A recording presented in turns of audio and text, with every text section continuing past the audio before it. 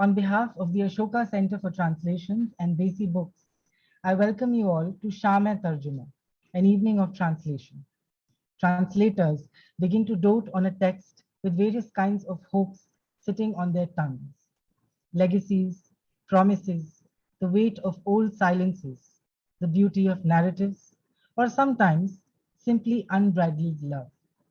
With Shaam-e-Tarjuma, we bring to you these tales of translation, shining light on how they are held, told, opened, and betrayed by language.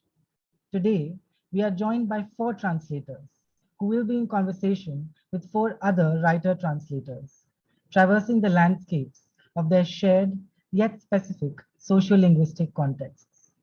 These panels are focused on four recent books in translation: Qabar by K.R. Meera, translated from the Malayalam by Nisha Susan; five novellas about women by Indira Goswami, translated from the Assamese by Dibyajyoti Sarma; Banaras Talkies by Satya Vyas, translated from the Hindi by Himadri Agarwal; and the Shehnai, Virtuoso and Other Stories, translated from the Gujarati by Jenny Bhatt.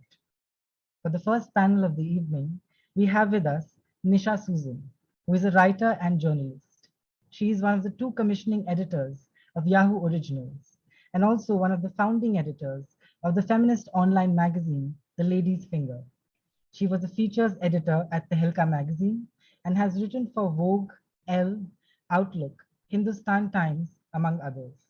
Nisha will be in conversation with Jayasree Kalathil, a writer, translator, mental health researcher, and activist. Two of her translations of Malayalam works, The Diary of a Malayali Madman and Moustache, won the Crossword Book Award and the JCB Prize for Literature in 2020.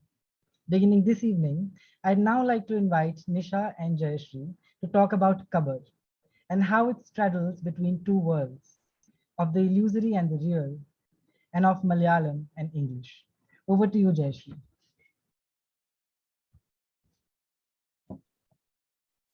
Thank you, everyone. And thank you especially to Ashoka Center for Translation and to Desi Books for this opportunity.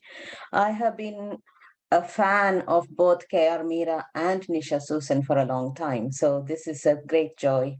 Also because, to be on this side and ask Nisha some questions, that is also, a great thing to do. And to be here today to talk specifically about the translation of Qabar by K.R. Meera, who in my reckoning is maybe one of the best writers in contemporary India. And so that is absolutely wonderful to do. We'll hopefully have some time to discuss the book as well as Meera's writing. But I thought we could probably just begin straight away by asking you, Nisha, how you came to translate this book and something about your process of translating Qabar. Right. Thank you again, Ashoka Center and Desi Books for organizing this. I have to say, the first time that I spoke to Jayasree last summer was in a completely different context. It was in her mental health advocacy hat. And to use the Twitter meme, that conversation it was an interview. I was interviewing her, and it did that thing, that screaming, crying, fainting thing. So me and my co-interviewer, we finished our Zoom call and we were both like in tears and then having like much of this has our life changed forever kind of conversation. I've told Jayasree this before, she's making fun of me right now, but this was what happened last time. So it's fun to be at the other end. So whenever I'm asked about this, I feel like a bit of a fraud because I feel like, do I really have a process? All of those things. It's been a bit of a reverse engineered thing. Like I have to come up with like some explanation for what I did. But mostly what I did was just what every translator does, which is just sit with the book and go sentence by sentence, and then sort of ask ourselves, did Aditya use this phrase in his introduction, dote? And I really like that because mostly we come to a book to translation because we dote on it, and already we have recommended it to everybody, and then all those like sad people who can't read it in the state that it is. We want to bring it to those people in another language. So that's really what happened for me. I've been an admirer of Meera for a long time, and we've never met. We've spoken a lot. She asked me whether I'd like to try my hand at translating some of her work. And this was a smaller work than many of her usual novels. So I got started. I was lucky because I think like it hit, I've used this metaphor before for myself. It was a tune that I could sing. Like sometimes there are tunes that you can't sing, and this was a tune that I could sing. And I have been lucky in that regard. Yeah, I think we'll talk more about Qabar itself, but there's something that I've been dying to ask, because one of the things that people, when people interview me as a translator, the questions they ask is, about what is translation? What is it that you are trying to achieve through translation? And I always tend to answer it in the way that translation, as many of us would agree, I suppose, is not just about rendering a story from one language to another, or even a culture in a story from one place or one location to another. I always say that there's also something for me, at least in terms of trying to convey something of the voice of the author herself. That specificity in the way they write, or the kind of music or tone that is there in their voice, etc. Now, I have only translated so far books by authors that nobody else has translated. Whereas K.R. Meera has several translators, right? And, J. Devika Ministry has translated. There's a recent book that is coming translated by Abhyami and Biju Kumar, etc. Several people have translated. So, how does this whole thing that it's one of my stock answers in terms of sort of saying, trying to convey the voice, etc. How does that work when, somebody has several translators? Was that at all a consideration for you? And if so, how did you work through that? Right. So I think it worked in two ways. One is that, I've read a bunch of Meera's books in Malayalam and bunch in English, right? Mm-hmm. So my overall sense of her voice is one of like a kind of really fine bitterness cut through with humor. And so it's like you're always on a knife edge of emotion, no matter how much there's happening in the plot, and there's lots of stuff happening, but there's always this like it's a very, very fine thing. It never is maudlin, it isn't sentimental, but it's also, it's like, it's like a little bit of a BDSM thing that's happening there. Okay. So you really enjoy it. And so in the translations that and in the passages that I've enjoyed more, I've seen that ability to retain her sense of irony, her turn of phrase, but also very, very heightened emotions have really worked. So I sort of carried that in my head when I was working with this book. And this book is fairly representative of that voice. So that was definitely one thing. The other thing is, I think it's a more like ephemeral thing, which is that given that Meera is so famous and she's had multiple translators and all kinds of books and all kinds of work out there in translation, and the translations are successful, it also gave me a lot of confidence that there is an audience who already gets Meera, who has a sense of her internal universe or her interests, which are very, very dramatic, So I didn't feel like here is a precious thing I have to bring into the world. Mm-hmm. I mean, I just felt like here's an audience that already exists. Meera is a great writer. I just need to do justice to this book because I can take the audience for granted. So that was really helpful, especially since I'm starting out. So it really was very, very helpful in giving me confidence. Okay, yeah. No, that's true. I mean, it's a very short novel, but it is deceptively short. There's just so much happening in the book. And it's also kind of, there's a lot of binaries in the book in some sense, but not necessarily presented as binaries. So for example, part of the story is really an everyday mundane life of this single mother who is caring for a child who needs a lot of attention, etc. And also having a demanding job. I mean, she's a district court judge. but at the same time, it is about magic. It is about, extraordinary things happening, and it's a story about love. I mean, that for me, that is what comes across as well. There is, love presented in many different ways in the book, but it is also about the abuse that happens in relationships of love that you set out, etc. It is about history and it is about memory. And the role of history and memory in myth making is very important in the book as well. And it is an extremely political book as well. The obvious echoes of one of the defining episodes of recent Indian history, that is Babri Masjid. But beyond that, there is there's the politics of the patriarchy and the man-woman worlds, etc. So there's just so much happening. One thing I noticed is that the way you have translated it, there are several passages where the sentences are very short, and that gives that kind of, there's a sense of urgency in that. When as a reader, when you read it, there's a sense of urgency, but at the same time, there's such beauty within those words. So how did you go about working on these sort of multiple layers of meaning and storytelling that is happening within 120 odd page book? And how did you go about, how did you approach it? How was there some essence of the book that you were keeping focus on, or how did that happen? I don't think so. Mostly, I think I would try to work with the experience of a scene or the experience of a passage. So, like, for instance, there is this passage where the protagonist is this young judge. She's coming to see her father, and her parents are split for very interesting reasons.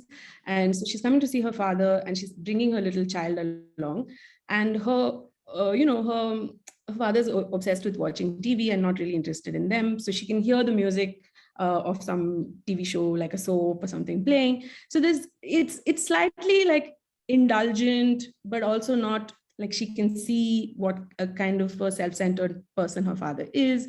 So there is a little bit of coupling of, like, is my father like my little child who also needs to be taken care of? So there's all of that happening. So mostly I try to keep within the feel of that section, because it's a woman who has enormous, like, emotional whiplash within these short pages, right? Like, within the novel, like, millions of things have happened. Her relationships have, like, at very, very rapid speed changed, and she's thinking through many things. So at each stage, I'd like to try to keep with that mood. So, like, that slight indulgence towards her mother, towards her father. But when she goes to see her mother, she gets, like, schooled, like her mother is more political, more literary. She's reading a Korean novel in translation, right? And she's, like, more everything. So she goes away feeling like a child. So just to keep with that experience of this woman with, like, hundreds of things are happening. So that's mostly what I tried for. And of course, there were very specific, like technical things that I needed to look up, but I did that stuff later on. Like, once the bulk of the work, like the legal stuff, or some of the religious terminology, things like that, I did that, like, as a piece of homework later, once it was at a second draft stage. Okay, yeah. I mean, there's just so many of those moments in the book, which are, like that detail of Bhavana's mother reading The Vegetarian, a Korean book in translation. There's just so many of those moments which are so typically Meera. And, that kind of pulls the reader in so much, isn't it? I wondered if you could talk a little bit about Meera in the context of contemporary Malayalam literature.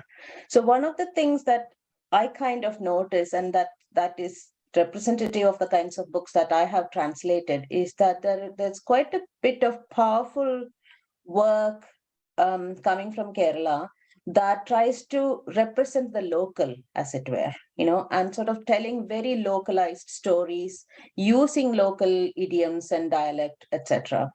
And I think that is significant because there is an increasing sort of clamor, as it were, to think not only of Kerala, but all of India as this one singular imagined nation state. So it's almost like talking back to that, sort of going very local. Now, like I said, many of the authors do this in terms of telling very local stories in local dialect and idiom, etc. Now, Meera also does that, but in a very different way, like almost saying big canvas stories.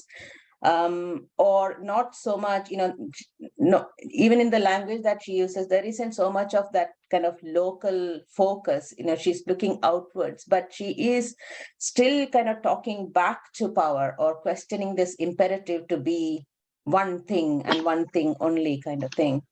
I would love to hear your views on this, and especially in relation to Qabar, how Qabar does something like that. No, that's, I think, I mean, beautifully put. Like, so when I read Mustache, I think I told you this, I read Mustache with English and Malayalam side by side as a learning thing for me. And, I was telling my friends, I have no clue how Jayasree did this, like, how did she do this? It's like, and then I read an article about Harish, your author, in Mint, and in the article, Harish says to the interviewer, I don't know how Jayasree did this, because I feel like she knows more about this like region than I do, and I really don't know how she does this. So I feel like I can't say about the difficulties or the challenges other translators have had when they were working with it, but I didn't feel any of that when I was working with Qabar, apart from like little chunks of like technical stuff that I needed to do. I just felt like what she does very successfully, and I really, again, it's a question of how it's almost like watching a handloom weaver. Like it's there is math somewhere there, there's a deep understanding of math going on, but it's also like blended into a kind of intuition. So every book, you can do this as a textbook exercise. Every book from beginning to end, however the length, long or short, every book of hers is marked by a certain set of archetypes, a certain set of imagery, which all works into the theme of that book. So here it is the switch between banality and magic, roses, and that which is dust, really. Another book which is all about light and darkness, light and darkness, light and darkness. And once you read the book, you're like, did she do this with so much of a spreadsheet going, or did it happen? So my sense is, from however little I know of Meera, is it is in the specificity that she resists all kinds of things. I mean, it is the specificity that she resists patriarchy, a kind of tendency, even in Kerala, to want to settle you a little bit, like don't be too full of yourself. It's a typical sort of Malayali thing. I really enjoyed that in the Harish profile. He says that people in my village were not happy until they heard that they were splitting the price with me and the translator. They were like, yes, like let him make not so much money. And I found that super funny, because it was so like, I love my Malayali people, but it is that like, please don't get too like full of yourself thing. But she responds to all of those things with storytelling, and that I think is kind of amazing. When the larger tendency of the country is to say that only one particular thing can be understood, only one particular thing can be legible, only one particular thing which closely resembles paneer butter masala can be eaten. I think she and her contemporaries just, magically sort of destroy that with their specificity. And it's a great literary heritage. I won't even say it's a great literary heritage to be part of. I feel like it's a great literary heritage to be adjacent to, like next door to. I feel very happy for that. She also does that with, very successfully does that with, and again, I'm talking in terms of placing Meera with, sort of looking at the contemporary Malayalam literature context in a way. She does that with her women characters. Like every story is, pushed forward, the narrative goes forward, goes forward through her women characters. They are different, but then again, we have different women who are different in other writers' work as well, but not necessarily in that way. There's an active choice that they make to kind of, I don't know, it's a bit of a cliche to say, to deviate from the norm, as it were, but they're doing way more than that, I think. And a lot of the women in her books are, sort of the context is of a privileged middle class women, but even there is some kind of, I don't know, I mean, there is strength, but there is vulnerability there, but always there is agency, and that is something that you see as well. And in a way, you have that in your writing as well. So if you read your own short stories, Women Who Forgot to Invent Facebook, what a title, some amazing title. And also, like the columns that you write. So there is, there's a synergy between the way, I think there's something in the way that you look at the world, or the world of the gendered world, as it were, in a similar vein, I suppose. Did you understand her characters in that way, especially the women characters, especially in Qabar, Bhavana and her, almost more importantly than Bhavana, her mother?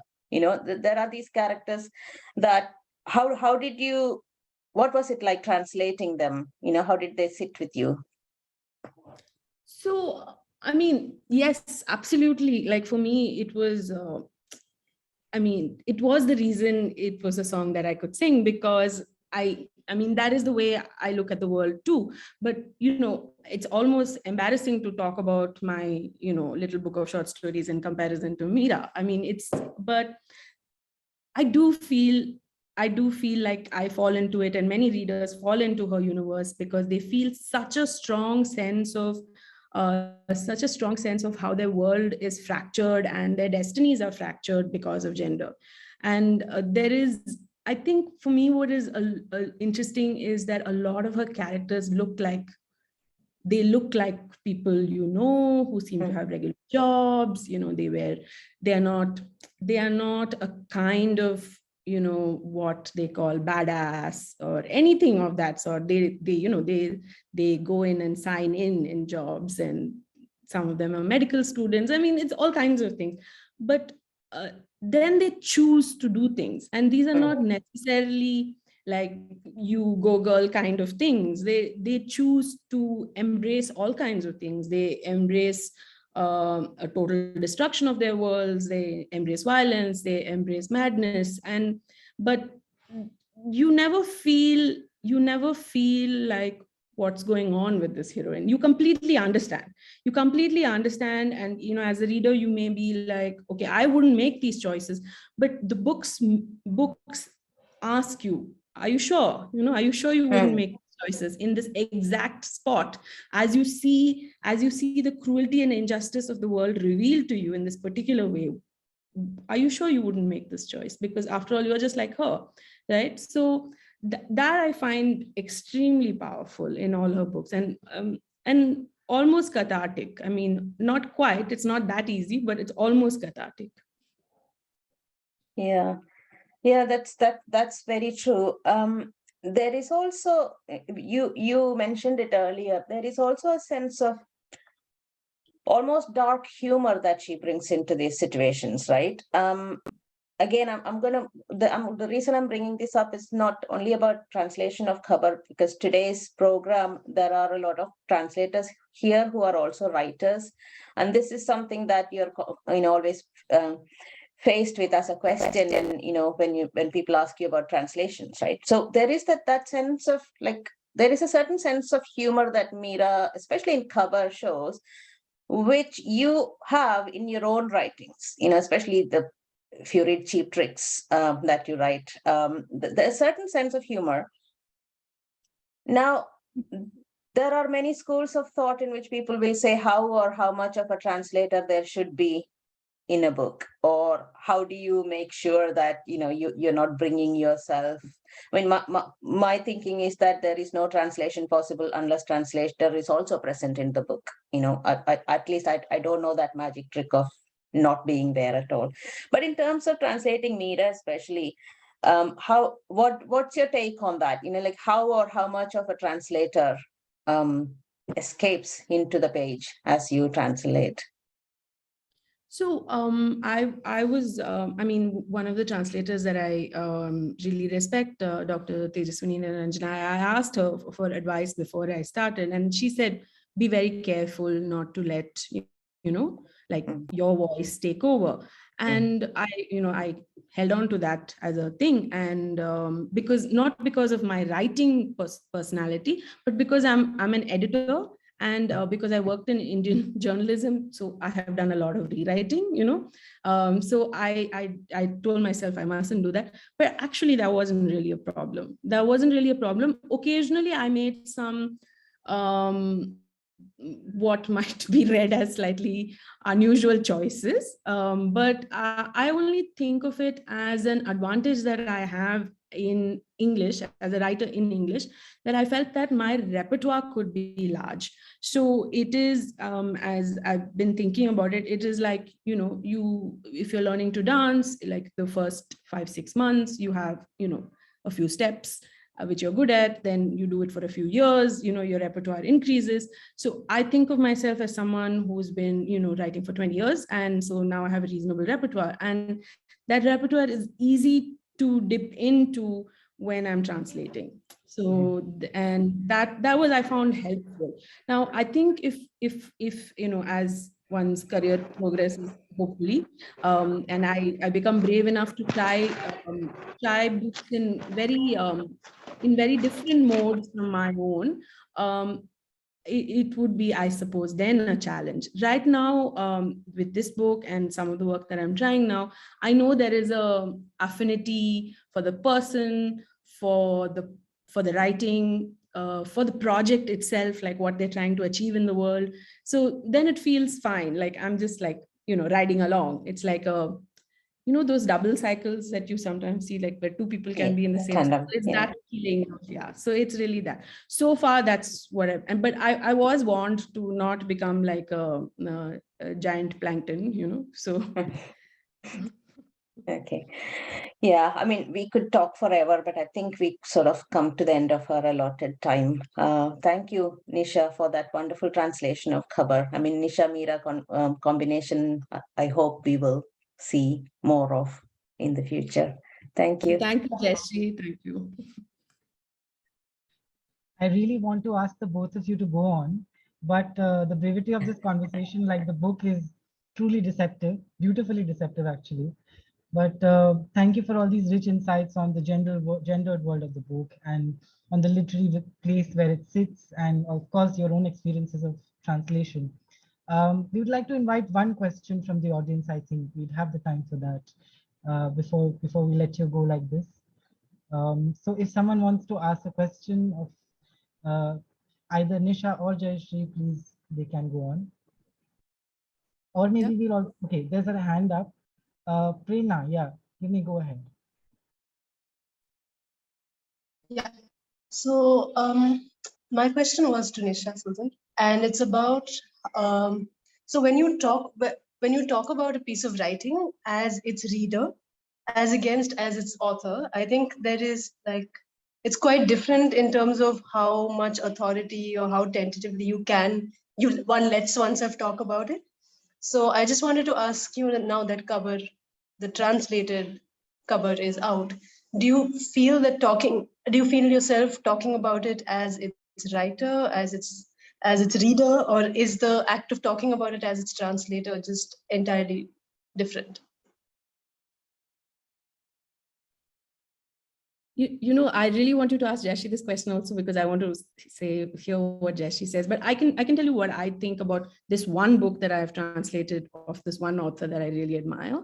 I like to think of myself as the book's best friend, right? That's really what it is. So I'm just like I'm enthusiastically talking up this book. Of course, it helps me, because it's my translation and it's my book out there as a translator. But I'm enthusiastically talking up this book because I feel like everyone should read it. I love it. I mean, I could read it now, and in fact, I am, because there's going to be a new edition soon, and I still enjoy it. So that's my general feel about this book.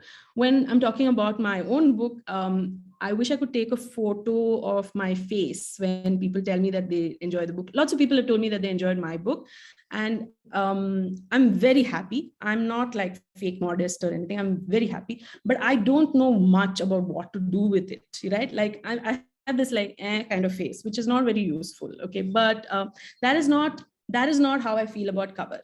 That when people tell me they like Qabar, I'm like, yes, don't you love it? I mean, I also love it because it's, I'm its best friend. If we have a minute, maybe also ask Jayasree about it. It's also interesting because it's new books and new authors that Jayasree has translated. Please go on, Jayasree. Yeah, we'd like to hear. Yeah, just quickly, the translator, as far as I'm concerned, is also maybe the most enthusiastic reader of the book, because if you don't love the book as a reader, I don't know how. I mean, at least for me, if I don't love the book as a reader, then I don't think I'm going to live with it in my head for such a long time to translate the book. So there is always that. But once the book is translated, I think it also changes a little bit, because for me, at least, it has become something of, I think there's something of my own, it's been created again. Now it has two parents instead of one, kind of a feeling. So so that it does change. If as a reader, if you read a book and talk about it, it does change. If you then translate that book, the way you talk about it changes a little bit, and that's because of this intense doting, as as was said in the introduction of this thing. I mean, it becomes your child of whatever kind. I don't like motherhood metaphors, but it just came out. Sorry, but yeah, that's how I feel about it. Thank you so much, Nisha and Jayasree. It was lovely to have you. The next panel now features Dibyajyoti Sarma, who is a writer, poet, editor, and translator based in Delhi. He also runs the independent publishing venture, Red River. He has published 3 volumes of poetry, glimpses of a personal history, pages from an unfinished biography, and the Book of Prayers for the Non-Believer. Dibyajyoti will be in conversation with Nabina Das, a poet and writer based in Hyderabad. Authors of 3 poetry volumes and 2 fiction books, she has also co-edited a collection of poems featuring 40 Indian poets under the age of 40 writing on post-globalization. Now I'd like to invite Nabina to begin the discussion on 5 novellas about women and bring to the fore translator Dibyajyoti's experiences and convictions in laying out a cross-section of Mamoni's most powerful works. Over to you. Sound. Is there. Okay. Hi, Sanchit. Am I audible? It is Aditya. Hi, hello. We are. Is this Are we audible? Yes. Yeah. Please go on. Yes. Yeah. Thank you. Thank you. We are audible, right? Okay. Good evening, and thank you for inviting us for this panel. Sounds very interesting, and especially because we are going to talk about this book, so that everybody knows, right? So Dibyajyoti is a translator of many different things. So I'll first start asking him, like, no, let's quickly explain why we are together in the same. Why we are together? Why we are don't supposed you to be in explain? different cities. Are you okay? No. Hi. What happens is I also run a small poetry publishing initiative called Red River. So we had organized a reading in Gurgaon, and Nabina had kindly agreed to be there because Nabina edited a anthology for us called Witness, the Poetry of Dissent, and we had a launch there. Then I thought it would be a good opportunity to be together and have this conversation together. And she has been a mentor to me in all kinds of writing, from translation to the creative writing, poetry. So I'm grateful for Nabina for So accepting. that's why we are opportunity. together, and in case like people are thinking, and we have logged in from a friend's computer. Yeah, we don't have a computer also, so Mm. logged in from a friend's computer. That's what our Right. name showing Paresh Tiwari. Right. So, I mean, it is a collective process anyway. So, I would like to start asking Dibyajyoti by, Indira Goswami or Mohini Goswami is such a familiar name in Assamese literature. And there are very few who haven't read her seminal works, so those novels which are very famous. But the thing is that, to bring these 5 novellas, the first question that came to my mind is like, such a well-translated author. So what made you think of translating her work further? Like, why did you even think of doing that? Because almost like it seems that there are stakes in translating Mohini Goswami because there are other good translations available as well. So what made you do these translations? See, given a choice, I would not have started Mohini Goswami because she's a beloved author, and for us Assamese, we really care about her a lot. So and how she is being represented. So if given an opportunity, I would have gone for some younger author. But then we are in a publishing ecosystem where the name kind of visible. I did not have a name in. To be honest, I do not have a prose translator. One thing.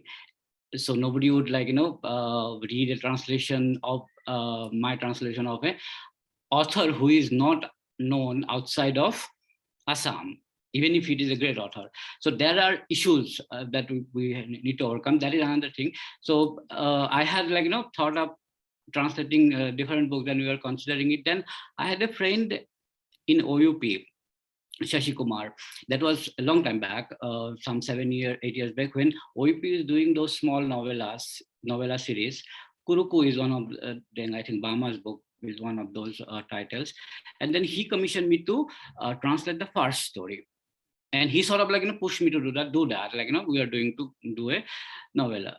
It did not happen. Then I thought since we have started the work, and then I got connected to Indira Goswami's sister who runs the trust, and she sort of trusted me with the work. Then I said, okay, now we need to do a new translation. Again, the issue is Indira Goswami is well known. At the same time, see what happens is language keep evolving. So when Indira Goswami's work were translated, most of them are translated by herself. So there is a the way she would translate it. And then the way I would read it in Assamese, there was a difference. So can you, sorry to interrupt, Divya, but that's a very interesting point, because for us who have read Indira Goswami in the original, and then if she has translated her work, which bears different signature, so how do you see it as different from what you have done or you would do, let's say? So what are those typical differences? I mean, being the being the author, if the author is translating into English, she has the liberty to change things. I mean, modify the narrative or the use of sentences, word structure, everything. And being a translator, I have to be close to the text that I am. So it's like an with. ownership thing, that she owns that text, she owns that language. She can change it. So there are instances where the way she will translate her own writing into English, they're different because she made some choices. So and then when I'm doing it, I had to make some choices, and then choices involve sticking to how she wrote in Assamese. So can you give us an example for any particular word or expression? I'm asking this because a lot of people are not familiar with Assamese literature. So maybe if you can think of an example. Not sentences right now, but what happened is, so see, in Indira Goswami's, I mean, example not necessarily from this book, but there are a lot of sudden images that appears in the book. She could have been a great poet. The way she writes is everything with imagery, and all the images are sort of violent, dealing with blood, skin, death, all these things. But there are see, the way you write poetry, you sort of tend to go towards using, difficult words, like, more, what is it? Heavy with symbolism. Yeah, or not like, which are not in the active vocabulary. Okay, so but in Assamese, the words that she used, they're a part of the active vocabulary. So when I try to translate them, so I try to maintain the active vocabulary of the English, simple words, instead of going to a more, right. So this is 5 novellas about women, 5 novellas. Yes. And if you notice, like in women, there is a cross, and maybe we can discuss all that symbolism later too. And I keep using the word symbolism because Indira Goswami is a very fascinating writer, and she is a person who uses language in a, I mean, all writers of course use language in a creative ways, but her usage is multifarious. She will also, she doesn't follow any prescribed grammar. I mean, if you read through these 5 longish stories, which are novellas, and so there is the first one, which is called Breaking the Begging Bowl, then The Blood of Devi Peet, then Delhi, 5 November 1991, then Ishwari's Doubts and Desires, and the last one is The Touchstone. So if you go through all of this, you can read in any manner as you please. I mean, I have read the originals long ago, I mean, not very recently. So I cannot directly quote from the original text right now. But for the English translation, when Dibyajyoti had, sent me his work, so I read in bits and pieces from back to front. That is my style of reading. And that's also because Indira Goswami does not follow a prescribed grammar of writing, the prose writing, the way action evolves and then it resolves itself. She always has a question mark, I feel, at the end of all of these stories, and that is also sometimes seen in her novels, Mamaridhara Torwal and all those books. What is the English title of Mamaridhara Torwal? Rusted Sword, right? Okay, Rusted Sword. So so the female protagonists who are here, women, talking about women. So we have Bhuvaneswari in the first story, right? And then Phuleswari and Bhuvaneswari, mother and daughter. And Blood of Devi Peet, we have Padma Priya, the young girl, young, beautiful lead. She's the most beautiful girl in Devi Peet. Now, Devi Peet here refers to Kamakhya Dham. Kamakhya Dham, as you know, one of the the most important, or probably the most important Shakti Peets that has been prescribed according to Hindu mythology. And Kamakhya is also seat of magic and a lot of creative tantra mantra. And I'm using the word creative tantra mantra because we just had a session this morning talking about witches and what witchcraft mean. So all of that is somehow also part of this novella called The Blood of Devi Peet, although we don't use the word witch exactly. Then there is Bibi Vimala, who's set in that is Delhi. The setting is Delhi, and the story is about people who are not Assamese, but a group of people from various parts of North India, including Kashmir. Right, so there is Angrez, so he is from Kashmir, and Bibi Vimala is one of the very independent, fierce ladies. And then there is Ishwari's Doubts and Desires, where the last story has actually a male protagonist, Dwarkanath, and so we'll come to that later. What I want to also say at this point is this: there is some kind of a string obviously running through these 5 novellas. So I would like Dibyajyoti to explain exactly how did you sort of conceive this idea of translation? What sort of do you see any connection through the string I'm talking about? What may it be? So can you explain? So see, it is given that, other than that they are women. Yeah, it is given that they are strong protagonists. That was the key. All her stories have strong protagonists. That is the thing. But what I noticed, all the discussion about Indira Goswami writing. So she's talk about the Assamese writer, but she was more than an Assamese writer because she lived later part of life in Delhi. She did her PhD in Ramayana literature from Vrindavan. So she was attuned to the North Indian cultural milieu. And then that is something, I mean, she has written a lot of stories based in Delhi. So that is something that I wanted to highlight, which has not been highlighted so far, because all her major works, the novels, the Moth in Howdah of the Tasker, or like Rusted Sword, even the book that Aruni translated, The Bronze Sword of. So these are set in Assam, but she was equally well versed in the milieu, the language, the ethos, everything of Delhi of her time, and her the beautiful autobiographical novel, The Pages Stained with Blood and Sweat, that is based in Delhi, and that has been translated. So she's not just a local writer. No, she is not a local. Yeah. That was another point I wanted to highlight, because see, there is the whole thing about that. Okay, you are a Assamese writer, so you will write about Assam only. But no, you may be writing in Assamese, but like, you can write about other things. So in the story, Delhi 5 November 1991, so that is based on a huge tragedy that happened in Delhi's slum area in old Delhi. And then she, based on a real event, what happened, a lot of working class people died. And then she goes to the site, and then in the original story, there are dialogues after dialogues, which she has transcribed from Hindi. It is in Hindi, in Assamese script, but it is written in Hindi. Yeah, the dialogues are in Hindi. Yeah, I noticed that even here in Roman Roman script you are putting them. In translation, I wanted to keep some of the dialogues in Hindi that people understand, Hindi is something we all understand.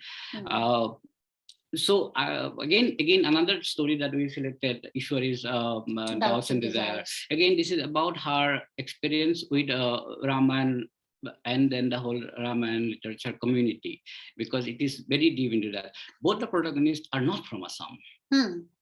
Right. And then the way she is able to get in the interior life of this woman within her, within her constraint, within their stories. This is remarkable. So I think that way Indira Goswami is sort of a flaneur. She's a wanderer. So she's a wanderer. She's like physically she's wandered around in many places. Yes. She's traveled and settled down in Delhi also. But her connection with Assam is very strong, that ethos she carries, the way she distributes it. And that is why these stories sort of also are like traveling stories.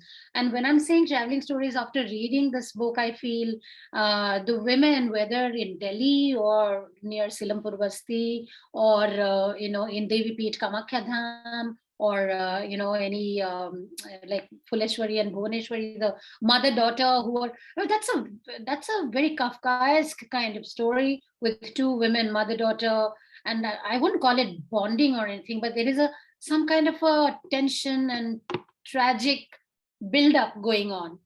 And that tragic build-up is, of course, it is tragic, but it has a lot of poetic interlude in these stories, especially the first three stories in this book.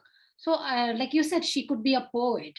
So, and I was thinking exactly this last night, Dibya, that some of the descriptions are so lush, they're heavy with symbolism. She definitely, has that poet's way of conjuring up a world, a particular environment or an atmosphere.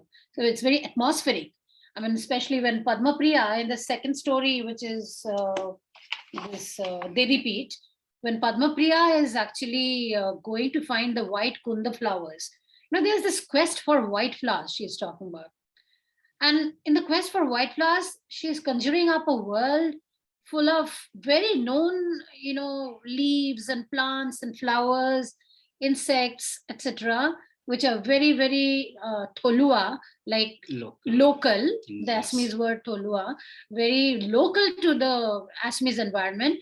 But it feels very, I don't want to use the word magic realism just offhand here, but somewhere there is a sort of, extension from that kind of a feeling that it is a magical reality she's creating, but entirely of her own, peppered with her own sense of wit and the grit in these women characters. Yes. Whether it is the pursuit of just white flowers, simple as that, nothing else, but it condenses like a journey. It's a flaneuring that takes you across, in the story, across the story, and in the women's lives. What's going on in these women's lives? So these are some of the questions that came to my mind. So do you want to talk about that? Like what these women are actually experiencing and what they're doing, experiencing and what they're doing.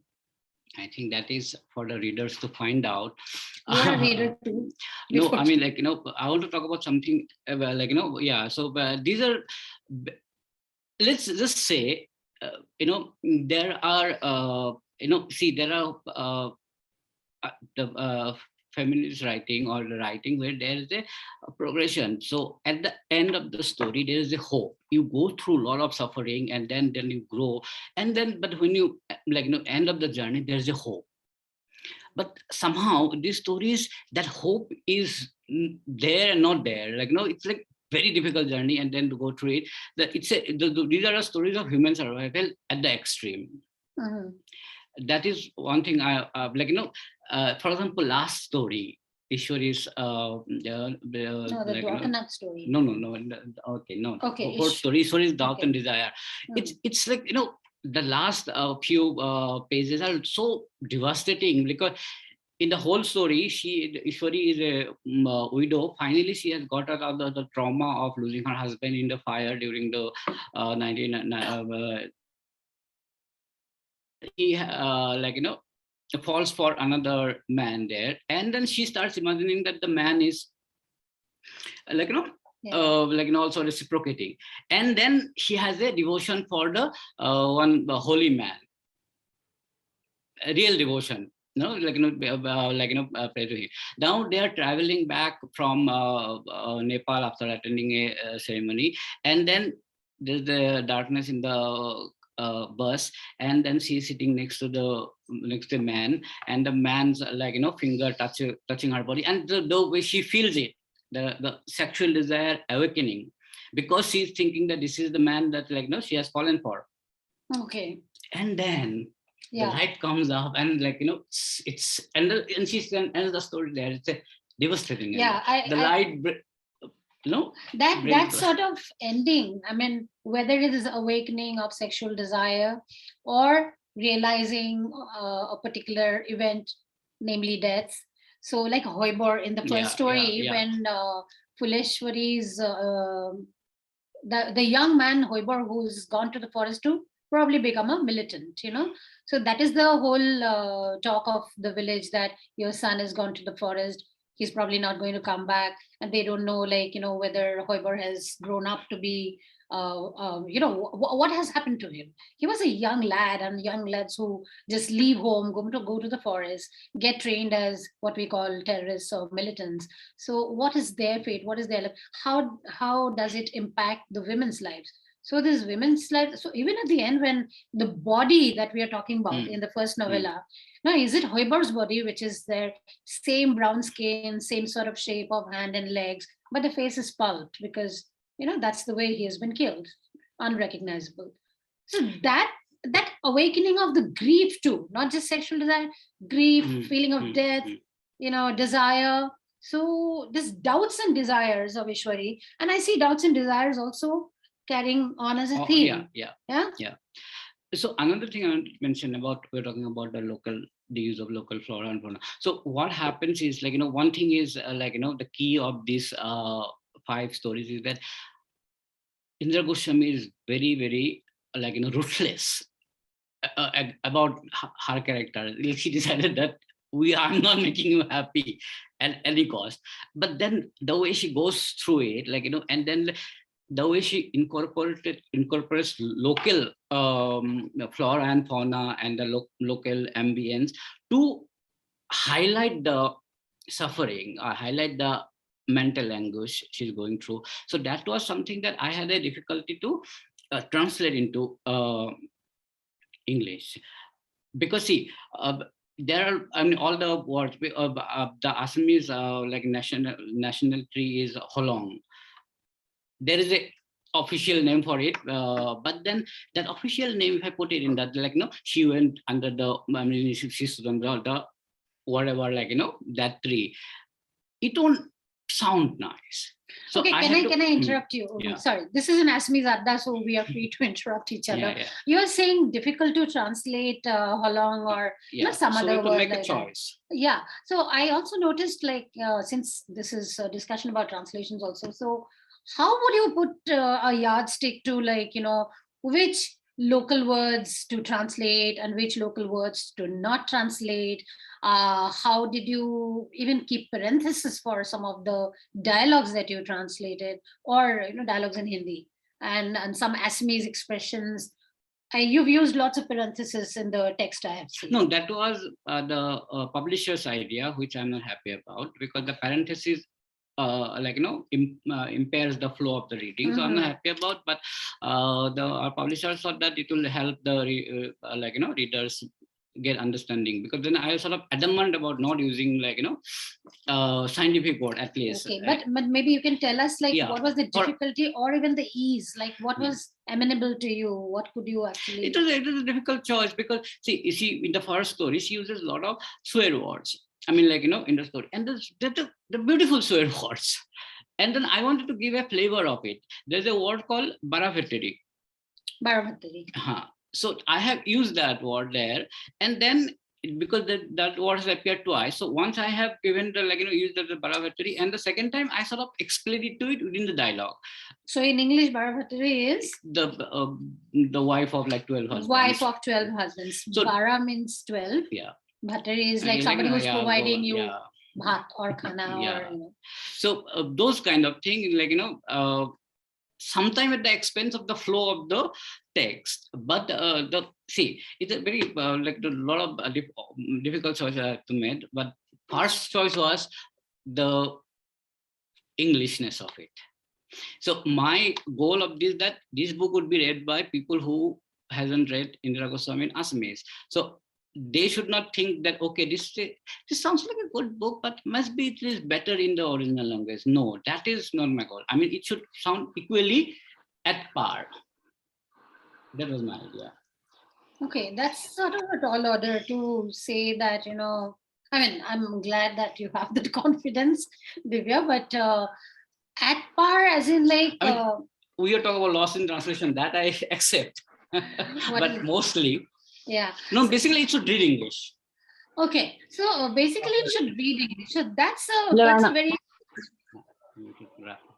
that's a very interesting concept. So talking about feminism and the life of the women here.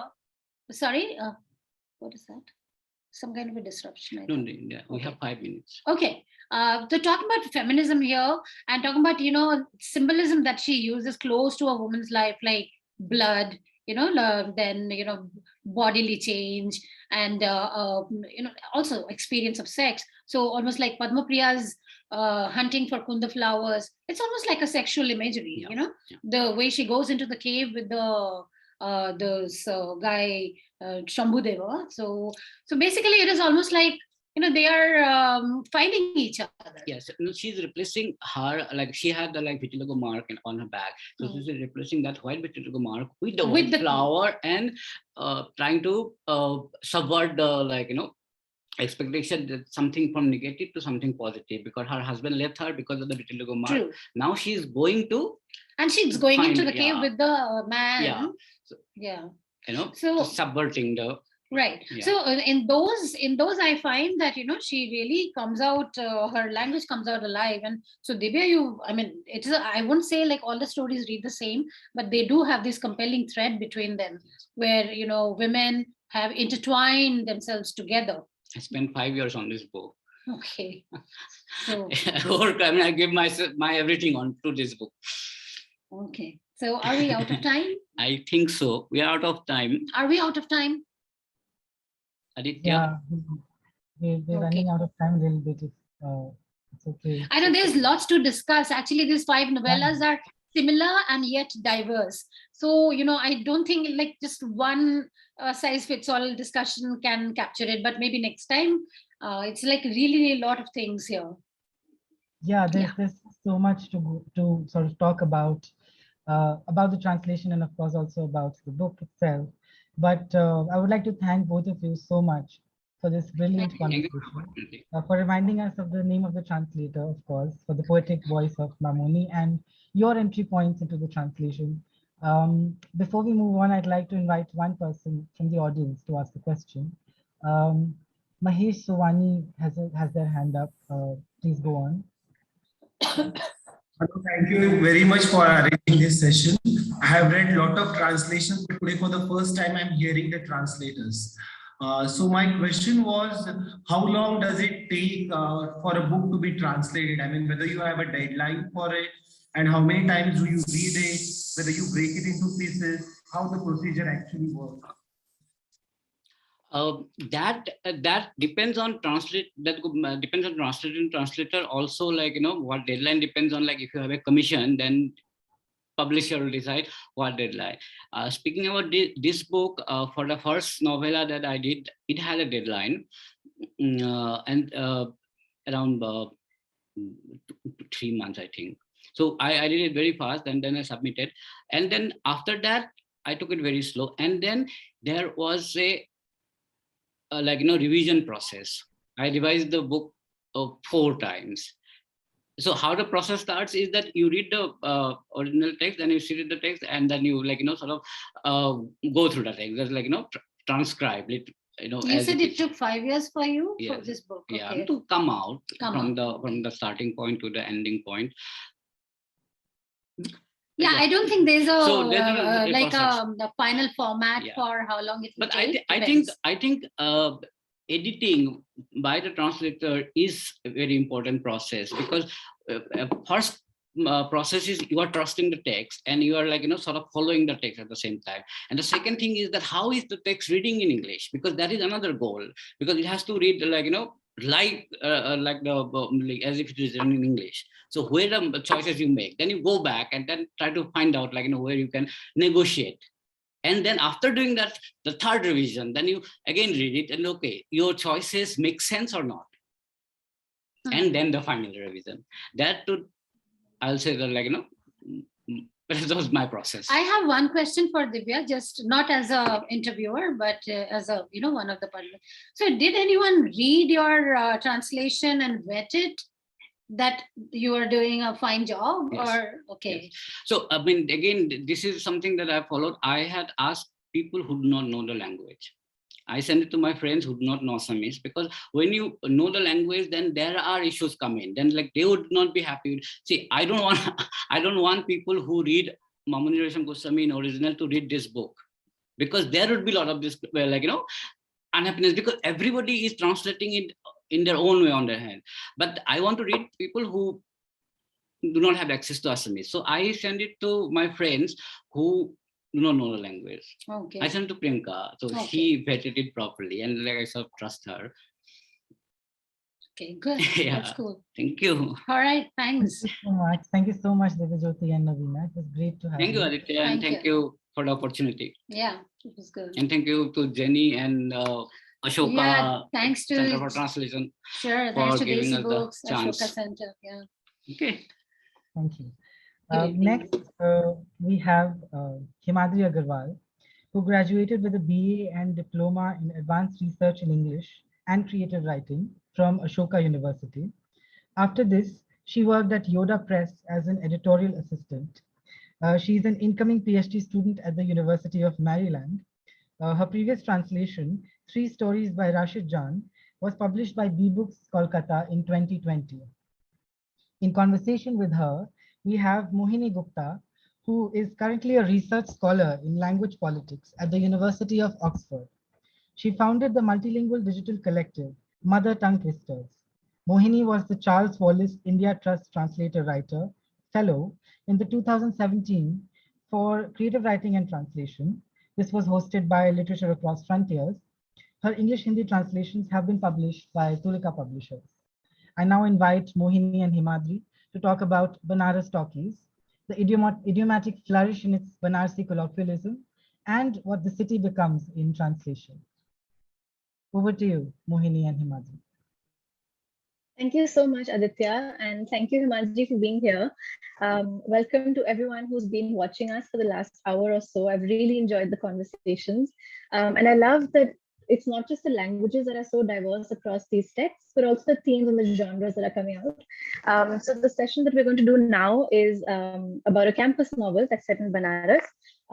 So thank you once again, Ashoka Center for Translation and Desi Books, for having us here in this Shaam-e-Tarjuma.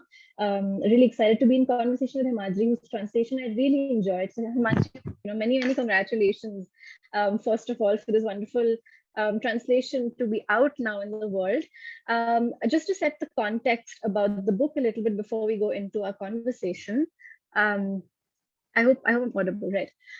So Banaras Talkies is a Hindi novel written by Satya, Vyas. It's a campus novel set in the Banaras Hindu University. It revolves around the story of three friends who are in the law hostel of the university, and they're very unique, but also very universal experiences as students in residence. Himadri has described the book as reminiscent of two very popular Hindi movies, Kahani and Three Idiots, which I thought was very apt. So Himadri, I'm going to move on to you now and ask you, first of all, was this your first ever attempt at translation? And if it was, then what motivated you to do this? Hello. First of all, it's super exciting to be back and to be doing something for Ashoka, which is home for me, and it will always be since I studied here. In terms of translation, this was my first large-scale translation. I've taken translation courses before at Ashoka, and they led up to this. It was actually what I used as my final submission for my degree. So that's how it happened. And honestly, since I was doing translation at Ashoka for a long time, when I took my first translation course, it was incredibly exciting, and that's when I fell in love with the discipline and with doing it. And I think that's at that point, I sort of knew that I wanted to continue doing this for a long time. And so this was my first attempt at making a large scale translation, a complete book. Before that, it was either the short stories or a few paragraphs or a poem or so, etc. So it was exciting, but yeah, it was also challenging because of how local it is, etc. But we'll get into that too. Of course. No, it's brilliantly executed. I really enjoyed the translation, and we'll come to some of the sort of particularities in the technicalities of translation. So I think for me, what stood out most about this novel, even in the original, was its very, very rich multilingualism. And it's sort of an effortless combination of Hindi, Bhojpuri, and English. And you've come up with very creative solutions, when it comes to translating idioms, colloquialism, slang, and, you've retained some words as they are, you've translated some things, you've come up with new ways of creating humor. And I think you really have managed to keep that sort of authentic flavor of the novel intact throughout. So, my question right now is, how did you decide what kind of language or register or voice to give to each character? Because that's so, each character is so unique. Some have very regional accents or very regional sort of dialects. So how did you really come up with how to give these different voices when it came to English? Okay, so something that I go with while translating is I try to translate feeling, which is how I feel as a reader, is the feeling that I'm trying to approximate to give to my reader as a reader of my translation. So since I knew that in this particular book, Suraj, Jayavardhan, Dada had very different voices, and I needed to translate that in some, I won't say I completely did it, but I try to do it as well as I can into English. So for me, it was about the feeling. So I try to do it word for word, the way I would normally translate. And at that point, when I read it back and I felt as if there was something missing, then I'd go back and modify, I'd go back and make changes until I felt like I was approximating that sense that I got. So it was quite a process. So I began with just translating directly and then filling in the holes.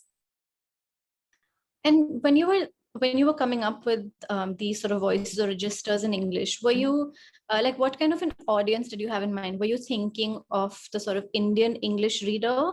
Were you thinking of a more global audience? Is there something that at all came into, like, as a factor when you were translating? Because that does make a difference, right? In how you, what kind of, say, pop culture references you choose to translate or not translate, all of those things. So how did that work for you? Right. So I do not feel like someone who can read Banaras Talkies in the original would be reading the translation, because the original is also incredibly rich, but at the same time, I wasn't limiting myself to that. There was a reason I could use strategies like retention to retain some words or to translate some of these references directly, because I wasn't necessarily going with the idea that the reader who will come will know nothing about the culture that it comes from. So there's a little bit of effort that I assumed on the part of the reader. The effort to go out and maybe do a Google search or to figure out what this is talking about, because without it, I feel like the flavor would not have been retained, which is why I let that be that way. Yeah, so I think that was, and as for pop culture references, there was actually this one stanza where I translated this Bollywood thing into a Hollywood thing. So it was a letter full of Bollywood songs. It was a love letter which had Bollywood song lyrics. And I realized that if I'm translating it into English, then I thought about, say, people my age reading it or young people reading it.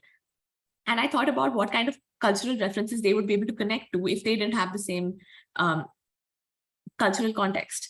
And so I thought about, so I remember I used Maroon 5, I used Justin Bieber, I used artists who were as popular and as fun as the ones that were in the original. And I think that was one of my favorite parts of doing it, honestly.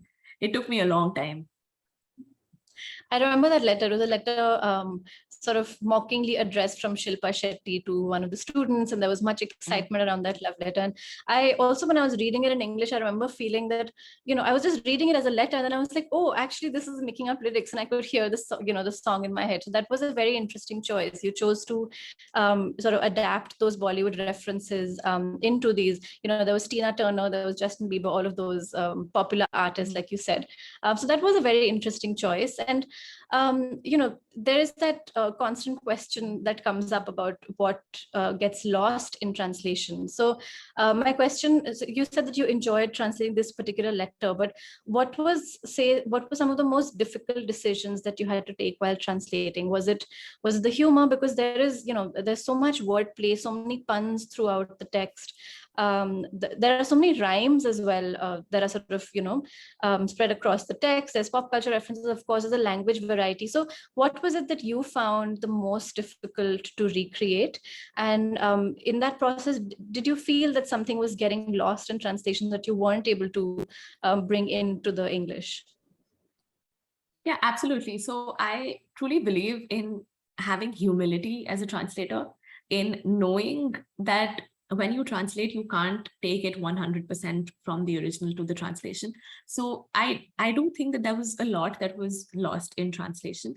I also think in particular, there was the humor. And also I think the expletives, I feel like the way Satya Vyas uses expletives is something that I tried my best, but there's something about Hindi and Bhojpuri expletives that that does not quite come translate to the English. So I think that's one place where I feel like there is something lost in translation. Other than that, I have tried to make the rhymes, the idioms, I've tried to be creative with them. Jayavardhan's character actually uses some really fun idioms. When I read them, I was completely entertained, and I tried to translate that, but that's for the readers to decide if they get that feeling. But that was also one part which was very difficult for me, because those were extremely rich in context as well as in humor. And they were rhyming. So it was like a three-pronged thing to translate. It was quite tough. But remember, those idioms are also very complex, right? The language used in those idioms is very complex in the original as well. So when you translate them, you came up with really interesting ways to, create that humor when you translated them as well.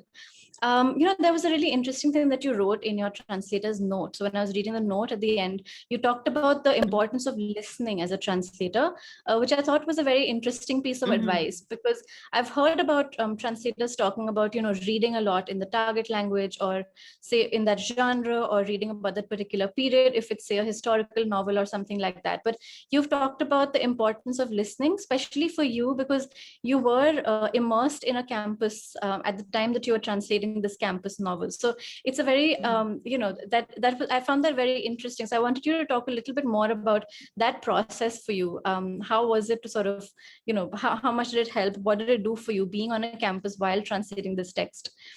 So yeah, over to you. Yeah, I think it was a blessing, and I don't really know how I would have I don't really know how the translation would have been had I not been on a campus while translating that campus novel. So I did talk about listening because, see, in my head, when you're translating something, wherever you go, it's still somewhere in you. The fact that you're translating this book, that book, a translator's intimacy with their text is it's a very intimate relationship. And so every time you still have that translation in your head. And so when I would walk around campus, I would overhear people. I distinctly remember I was walking somewhere. I think we have a film society. It was called Navrang, and there was some kind of a meeting, and someone was talking very excitedly about films. And there's a character in Banaras Talkies called Navenduji, who's also extremely into film. And I could really feel that resonance. And I think that person's tone, I just overheard that person. I wasn't talking directly to them. But that person's tone really helped me flesh out the way Navenduji would talk. And this happened in multiple contexts. And so I feel like, so the thing is, there's reading. Translating dialogue has been something that's been challenging for me. And more than reading, I feel what has helped me is listening. You know how a certain person would talk, you know, where they'd insert their ums and ohs, and where they'd put their question tags, for example. So, and since a lot of this is on a campus, a lot of people are talking casually. And so often when you read, and if it's written in a formal register, then your dialogues can get too formal. And so for me, being able to listen and being able to make use of the spoken register was something that really helped me avoid that. And more importantly, also because I was on a campus myself and I was a student myself, I think there's even something that subconsciously a part of me that made that translation better because I resonated to it so much, even personally.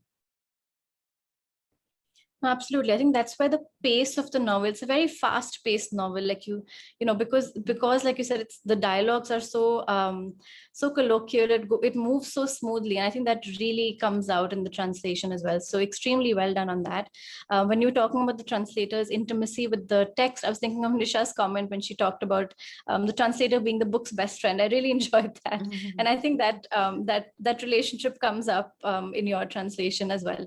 I was curious about your, how much the author himself was involved in the translation. Was, I read the note where he said he's really excited that the novel has finally come out in English, and it's been enjoyed so much by the Hindi readers that he was really looking forward for it to, reach a wider audience. So I was wondering, did you work closely with the author during this translation process? Did he have a say at all in any of the decisions that you took? I was really curious about that.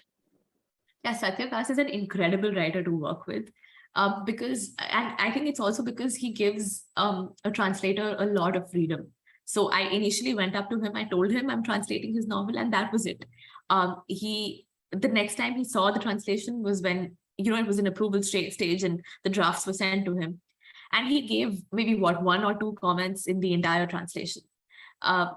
He said that in his words, he said that the translator is doing it her way and I'm going to trust her with it. So and I was incredibly grateful for his attitude towards this.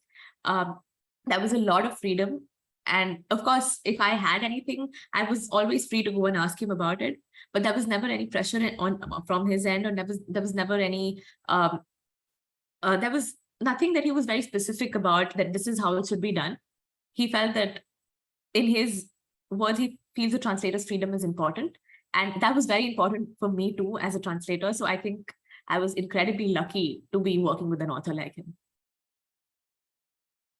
Oh, that's incredible. It's that relationship can be a difficult one. So I was wondering if that was at all a part of the equation.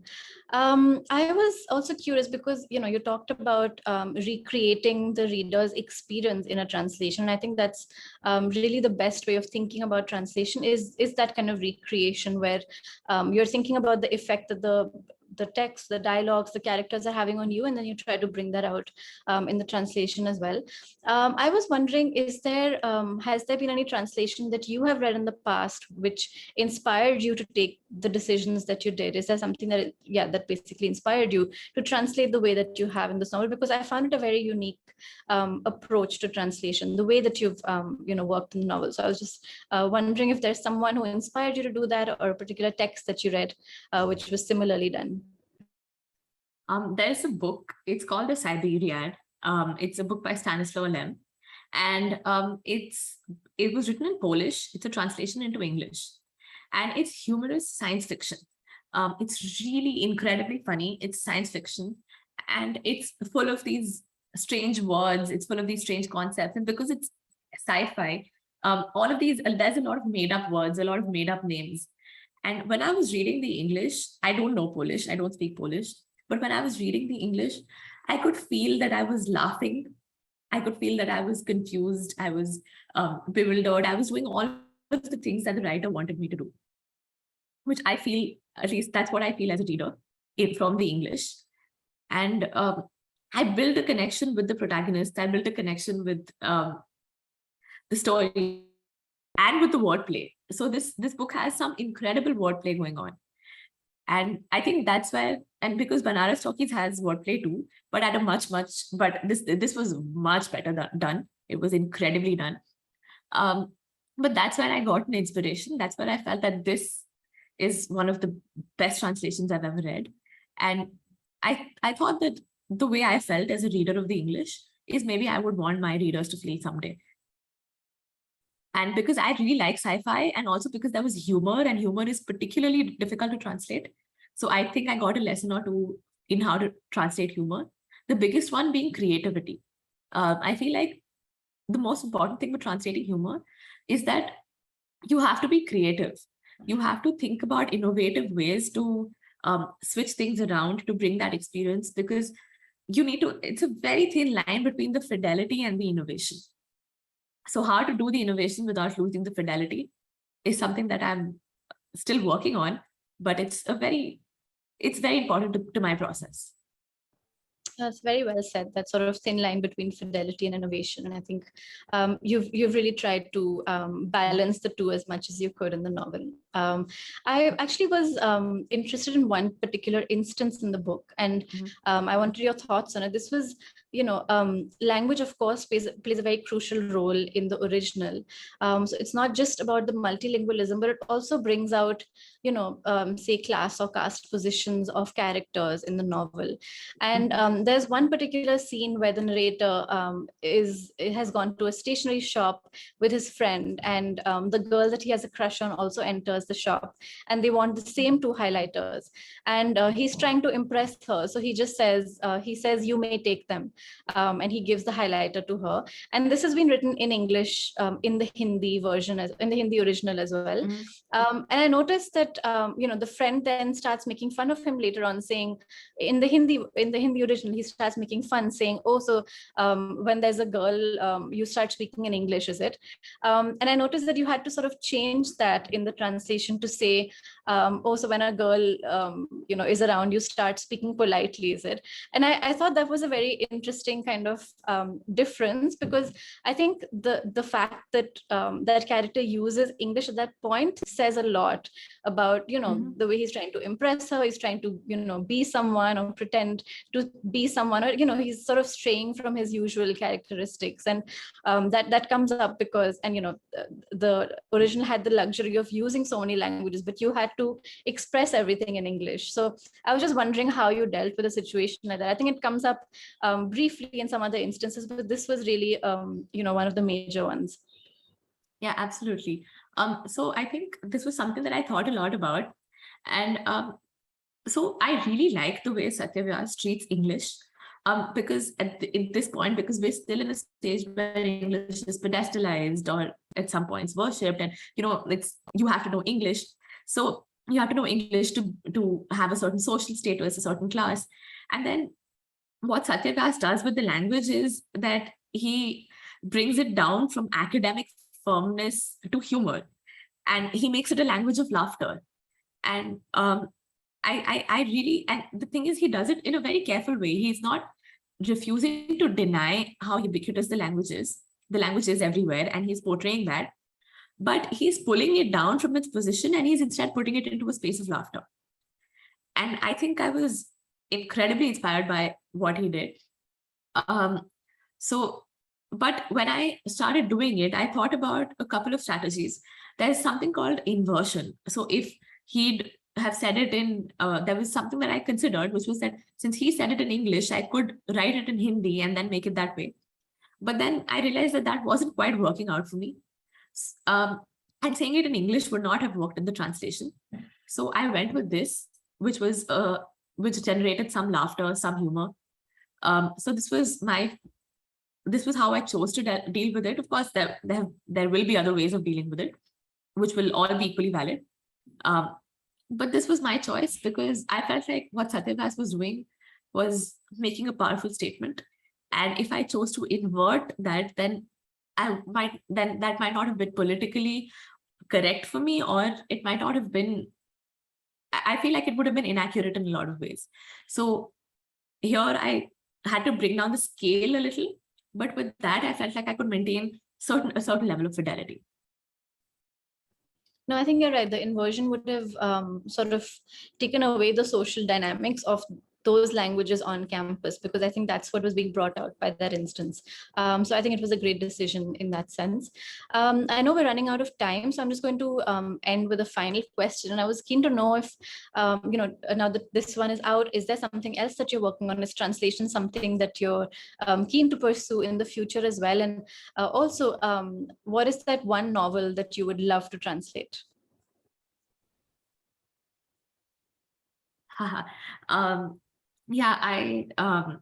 So far, as of now, I'm on a break from translation, but I'm going to go back to it. So once I start my work again, I'm going to go back to it very soon. And yeah, I really do want to keep translating, and let's see how it goes. As for a book that I'd love to translate, I have spent a lot of time feeling that, so I really enjoy reading ghazals and shairi, and I've spent a lot of time feeling that they're not translatable. So at some point in my career, I really want to translate Ahmad Faraz's shairi, just when I feel that I'm able to do justice to it. So it's definitely a career goal for me. That's brilliant. I think you have a flair for sort of poetry and rhyme and that sort of language. So I think it'll be beautiful. And I can see that you like to take on challenges of something that seems untranslatable, which you've done throughout this novel. So I'm really looking forward to that. Thank you so much, Himadri. I really enjoyed this conversation. Thank you, also Mohini. Thank you so much. Thank you so much, Mohini. The exercise of feeling and filling words in the translation reminds one of Kintsugi, and how going back to these breakages makes up the beauty of the translation. Thank you so much for this great conversation, Mohini and Himadri. Great insights on the translation of the book.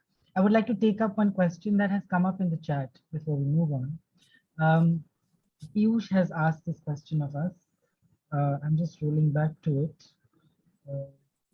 Could I just quickly take a quick question, which just is asking again the name of the Polish book that you mentioned, Himadri? Could you say that again or type it in the chat? I think that'll be helpful for the listeners. Sure, I'll just type the name of the translation. Thank you. Aditya, over to you, sorry. Yeah, I'll go on. Piyush asks, how do you think English translations are successful in creating a canon, as in Hindi literature, of the tradition of criticism of educational institutions in India, starting with Shukla's Rag Darbari?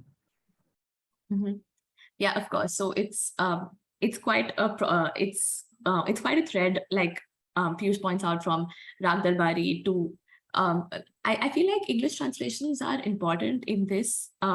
It's quite a complicated positioning, because the act of translation takes it from the Hindi canon and places it in the English canon, which is politically different. And yet I feel like since it increases the readership, it also, since not necessarily increases the readership, but extends the readership. And I feel like that might open it up to more questioning and open a different culture. And I think that's exciting. I'm really excited to see more translations of campus novels. because that means that there are different cultural contexts speaking about the same thing, and that's a conversation that is very exciting to listen to.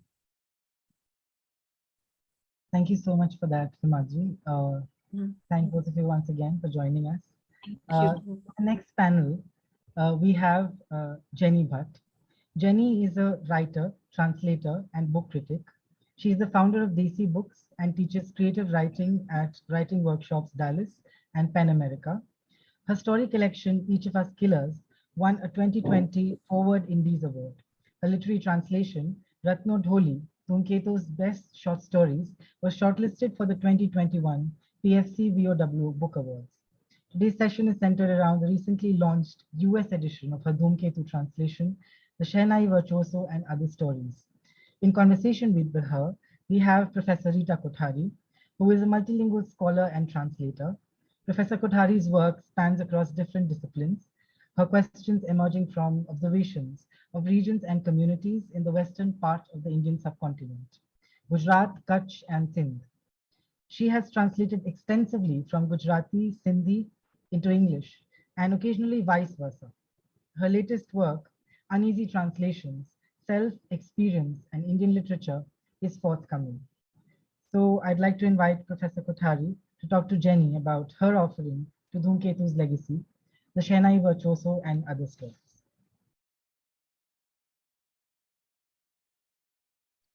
Thank you, Aditya, for the introductions. Jenny, a very, very warm welcome to you. It's such a pleasure. You have always been so generous and engaged with so many translators. You've done it for me over and over again. And it's really a pleasure today to listen to you and to get to know you, your journey as a translator, what that might have to do with your journey as a creative writer, as a literary critic. You know, I get a sense that there are multiple levels at which you're working. And I'm very interested today in how do they actually converge and how do they press upon each other. One sort of, when I read your posts and when I read your work, I get a sense that there is a very, very committed, very serious and multiply attended person here who's kind of looking at many things together. And I know that this is not the career that you began with. You probably came into it later. So I'm actually very interested in what did you come to first and how did you come through it? And I know when I'm reading your introduction to Dhumketu stories by both Ratno Dholi and the HarperCollins version, you mentioned somewhere when you are ending your introduction of Dhumketu, and you say, I want to kind of end with some glorious, attributes of Dhumketu, and you're quoting this Meera poem, right? Something about chote se maine mandir banaye. I can't remember what. मैं छोटा सा मंदिर बनाऊं, मैं अपना भगवान बिठाऊं. And then you go on to translate that. I will make a small temple and I will place my God within it. But what I really found very endearing was the lines that followed. And where you say that, isn't there something to be said about small endeavors as opposed to what you say in English as these big, big propaganda. And I just found that very endearing.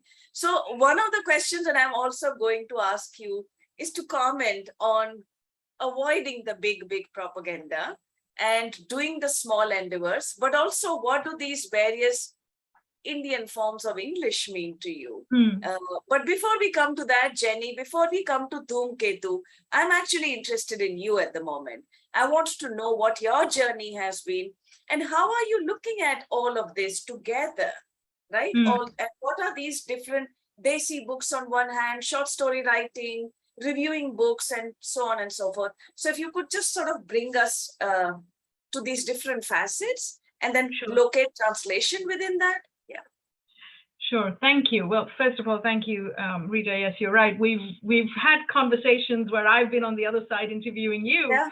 And those conversations, I find every time I do that, I learn something. And I mean, they could go on and on, which we never get time to finish. But this is great to talk with you from the other side now. And thank you. I want to just quick shout out to Sanchit and Aditya. Great job that, both of them have been so great here. Yeah, about my journey. So I mean, I started out as an engineer, actually, even though when I was 10 years old, I'd won a short story competition with Femina, which was a very different magazine back then. And of course, at 10 years old, when you do that, when that happens, your mind is like, okay, I'm going to be a writer. That's it. But my parents didn't think that was a very viable sort of career. And so that's fine. I mean, I was academically, in a certain frame. And so therefore, it was either going to be medicine or engineering. And so we went with engineering. And I did that for, decades, pretty much, went from that into management, worked across the US, UK, Europe, everything. But the writing was always there. And I would actually take breaks, my vacation time, to go take writing workshops. I see. And so I was always doing that, especially in the US, because, the universities would have writing workshops. Where I was in Michigan, for example, for a while. I went to Iowa, at the University of Iowa, they had the writing program. I did that for a while. Okay. So, I mean, yeah, so I was doing it, but I never really mustered the courage to actually go and send my work for publication. But I'd keep doing it. I'd get encouragement and I'd keep going back. So that's how it started. And then the literary criticism came soon after. In terms of translation, I wasn't doing that because my translation is very closely connected with my mother. The entire time that my mother was alive, she passed away in 2014, she and I exchanged letters because obviously she lived in India. And so she would write in Gujarati, I would translate them, I would read them. I am the only sibling who can actually read and write in Gujarati. The others can't. So for me, translation was just something that was a very family thing between me and my mom. And she would share stories with me, or she would share, things that she thought, oh, you might find this interesting, because she knew about my love for literature, right? And so it was just a book club of two, And so her favorite writers were Dhumketu, Meghani, Munshi, Tripathi, all the classics, right? And so she would read those, and she was, oh, you might want to read that. You might want. So if I may interrupt you for a moment, how did, of all the siblings, you were the one who knew how to read and write? Were you the eldest? No, I'm the second. But see, what happened was I was a big reader, and so we were in boarding school. So in the summers, or vacation, when I would come back to Bombay, to Mumbai as it is now, as you know, there wasn't a culture of public libraries, right? In the late 70s and 80s, obviously, when I was growing up. And so all I had access to was my mother's work, her books and magazines, Chitralekha, and that sort of thing. And that was all in Gujarati. And so I'm like, okay, I need to read. And reading was a way of escaping from the other siblings. And so I pestered her to teach me. And this is how she taught me. She wrote the Hindi script. She wrote the Gujarati letters underneath. And I started learning to read and write in Gujarati. Wow. That way. Yeah, I spoke it, but obviously I didn't read and write. So I started learning, like I was preteen when I started learning the language in terms of reading and writing. And then I would just read her stuff. And there's no age limit in those years. No, people didn't say, oh, that's not very appropriate, age appropriate. I read everything, in Gujarati. So anyways, yeah, that was one way. And then the other thing that happened was once you move out of India, this thing happens that you obviously know, I'm sure, which I didn't know the term for till recently, but it had happened to me pretty much all my life, is the subtractive bilingualism that happens, right? Because you're not speaking Gujarati, you're speaking English most of the time. And so what happens is you begin to feel like you're losing your language. And language is something that made me feel close to home. And so my way of staying close to the language was obviously my mother's letters, the books that she would send me, parcel to me, in the Gujarati books. And so translation was just that, just between us. It wasn't anything official I did. Literary criticism was my way of engaging deeper with a book, right? Writing is obviously one way, but book criticism was another way. So I was doing that. But then what happened is when my mom passed away in 2014, I inherited her small public library. And she had all the Dhumketu novels and all the short story volumes, like 2 shelves of Dhumketu books. She had all of it, right? And at that time, I kind of took it as a sign, and because she passed away quickly, what I started to do, I just started to translate some of my favorite Dhumketu stories that I had heard from her. I hadn't read them till then. I had just heard them from her. So I started translating them just for my American nieces and nephews, because the American nieces and nephews were also missing her. They were missing their grandmother, but they couldn't read Gujarati either, right? They can't. They don't read Gujarati. They don't read any other language except English, sadly. And so I started translating, and I would send them little snippets in WhatsApp, you know. So this was just me translating for my family. And then when I was shopping around for my own short story collection, in passing, I mentioned to the Indian literary agent Kanishka, oh yeah, I also translate a little bit from Gujarati. And like within an hour, he called me, send me whatever you've translated. And I said, well, I just have like 2 or 3 stories of Dhumketu. Wow. Oh, just send them to me, send them to me. Okay, I'm going to interrupt you again for a moment. I want to go back to your mother. So Yes. you said you inherited this library from her. So where was she a student of Gujarati literature, or these were books that she was just reading and as she was growing up? Well, so she was a student. She had started her BA in Gujarati literature when she was younger. And then, Bombay. That was in Gujarat. She was in Rajkot. And so what happened was that a marriage proposal came. And as you know, in her generation, you know, they felt it was too good to pass up, and she had to give up her studying. But she was a lifelong reader. She's always been a lifelong reader. And her father, she inherited that from her father, who actually had translated English works into Gujarati, like The Count of Monte Cristo and Jules Verne. Around, you know, he was an accountant in Africa. But he loved literature, and he would translate. So she grew up seeing him. Unfortunately, we don't have his manuscripts. Right. But yeah, she grew up with that. So as they say in Gujarati, ghar thuthi maaryu. Right. Yeah. So yeah, I was also interested in. So your mother was she not telling you stories of Chakko Makko, Bakor Patel, and so on? Where she gave you like high literature? That's all she read. She gave us some folk tales, and one of her folk tales that she would tell us about 4 stuttering sisters. We're not stuttering sisters, but we're 4 sisters. I remember always arguing with her because it was such a non-feminist story, and she would tell it to us because of the moral message. And I actually retold it. I did a feminist retelling in my own Each of Us Killers in my collection, because that was one thing I had told her I'm going to rewrite. So she would say, if you don't like it, write it yourself. And I would be like, oh, I'm going to do that. That's very interesting. And maybe we will come back to this later, because what you're basically doing is to kind of locating translation in a certain kind of context of intimacy. Yeah. I mean, we do know that translation is an intimate act. It is to get into the skin or the head of somebody else. And sometimes we can actually come away enriched, but also sometimes damaged through certain forms of intimacy. For instance, there's this novel called Intimacy, right? Which is by Katie Kiyomura, which is about how she listens to somebody. Exactly. Yeah. So, but there are these other forms of intimacies also.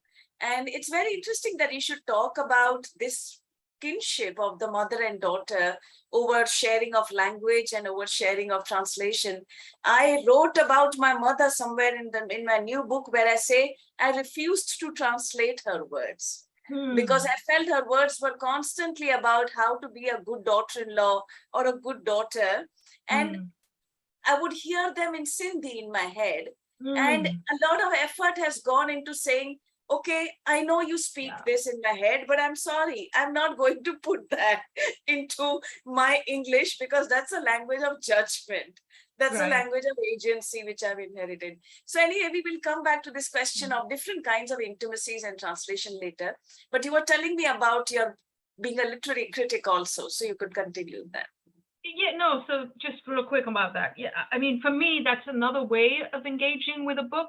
And in a sense, I also feel that as a translator, you are engaging with the book critically too, right? So when I was translating, you know, Dhumketu, which is, here's the Indian edition. Please show both covers to us. Yeah. Yeah, both are designed by Harshad Marathe, but yeah, there's There's the and I have Pranaka Mandal here. Maybe I'll just show you that cover. Yeah. So there you go. No, so when I I feel like as translators, we are also engaging with the work critically, and especially in my case, because this is a classic writer. He was a writer of his time, even though I think he was fairly mindful of the women's lot, if you like, or the woman's lot, and he was very careful about portraying them as not stereotypical, but he wrote the stories were social realism, not historical as much, and so he had to keep to the norms of the time as well. But he never got preachy. There were some writers of his time who did get preachy in their fiction, whereas he never did. Nor did he get as nationalist as Munshi, for example, right? You will never find any of that in Dhumketu's work. So for me, what had happened was, I had written my own short story collection. As I mentioned, I was shopping it around. And while I had been writing it, I was actually in India when I was writing it. I'd moved back in 2014. And so after my mom passed away, and so I was there and I was writing my own collection. And one of the things, being away from the West back in India, I started to look for was, I want to know more about my literary tradition, the short story tradition in Gujarati. And so I literally went on this whole survey thing. I started I talked to people. I started looking at the evolution of the short story, and my introduction has a lot of that because I did the research. And I landed, I would try to find people other than Dhumketu, because I thought I know about him, but let me find others. But I would keep coming back full circle to him. Because I'm not surprised. he was also a literary critic. There's like tons of magazines out there if you go to the libraries, and you'll find where he's written a whole lot of essays. And he critiques the Gujarati short story. He critiques the use of the Gujarati language in literature at the time. He felt it was a beautiful language. It wasn't being utilized fully.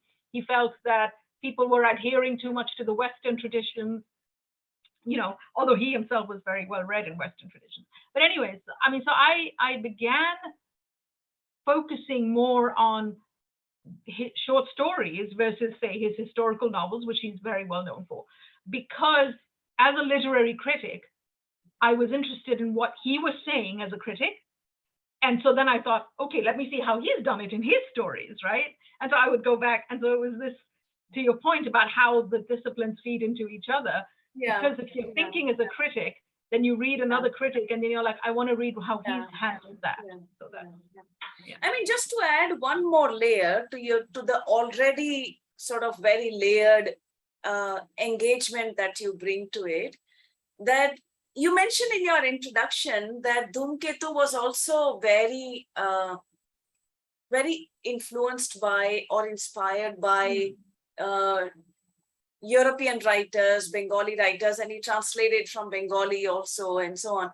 So this idea that translation does not come only as a corollary to the original, but translation sometimes constitutes also the original, right? It is sometimes actually a slight backstory.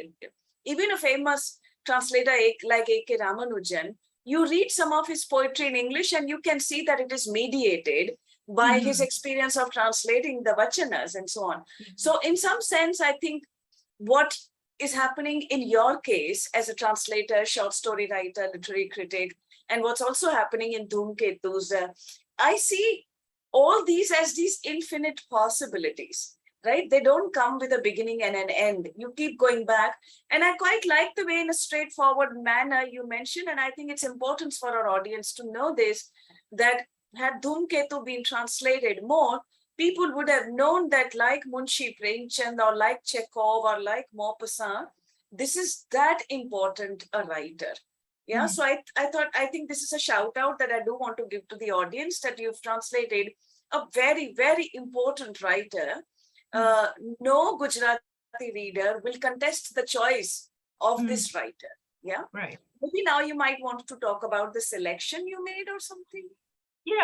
I mean, so the first thing I will say to somebody is, if you're starting out with your first book of translation, try not to start with short story best of type selection. The reason being, I found as soon as I started getting into it, first of all, he's written more than 600 short stories. There's 24 official volumes, but then there's 2 like miscellaneous volumes with, you know, short stories as well.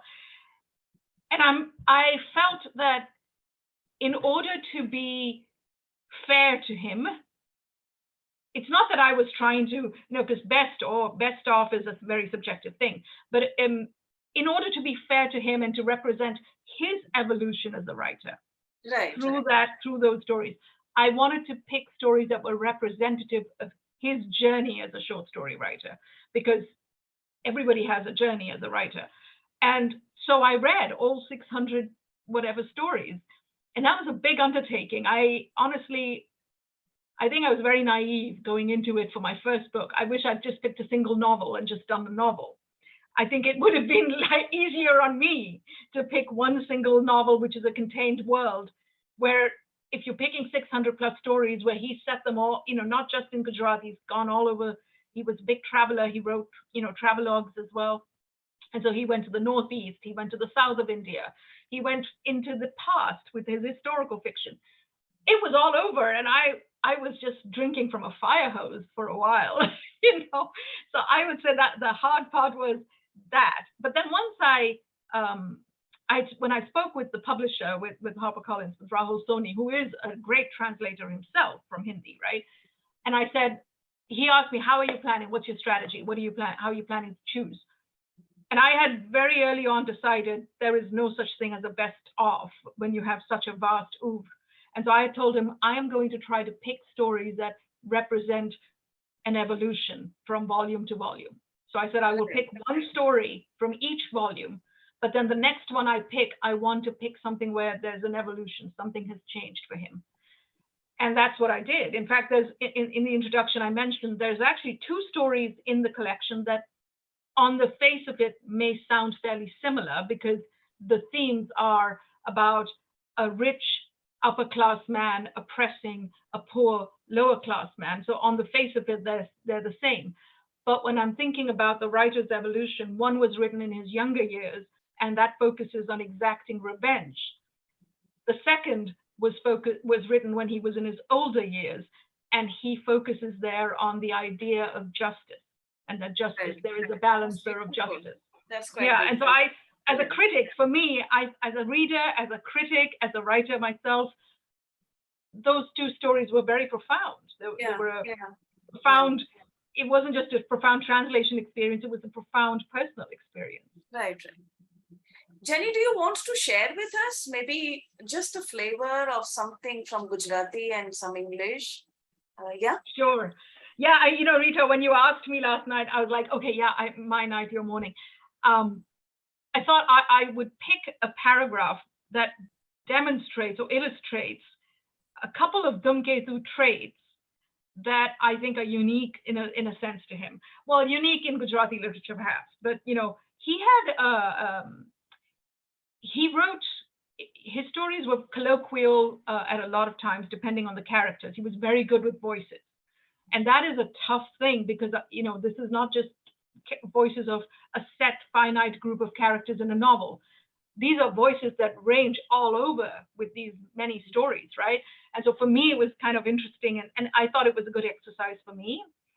For those people who are interested, if you've taken any writing workshops, you'll come across Raymond Queneau's book called Exercises in Style, where he wrote it in the 1930s, where he took one plot, one story, it's a small scene of a man on a bus, and he wrote it in 99 different styles. Well, he actually wrote more, but the English translation by Barbara Wright is in 99 styles. And so that is a writing exercise. If anyone, like, well, I teach writing too, and so when I have a participant struggling with voice, I recommend that book to them. I say, go look at that book and do that. Do those exercises, take that and write it in your own different styles. And so for me, I felt like I was doing a version of Raymond Queneau's Oulipo tradition with translating all the many voices, right? Now, this story that I'm just going to read the first paragraph from is the title story of the US edition, the Shehnai Virtuoso. Here are the things that I think, I'll read the Gujarati, and I'm going to put the English up on the screen so you can see it, right? And here's what I want you to know, 2 things I want you to know. he was Dhumketu throughout. One trait of his that was common throughout, which made life hell for me as a translator. He loved the long Jamesian, Henry Jamesian sentence. Right. Long sentence.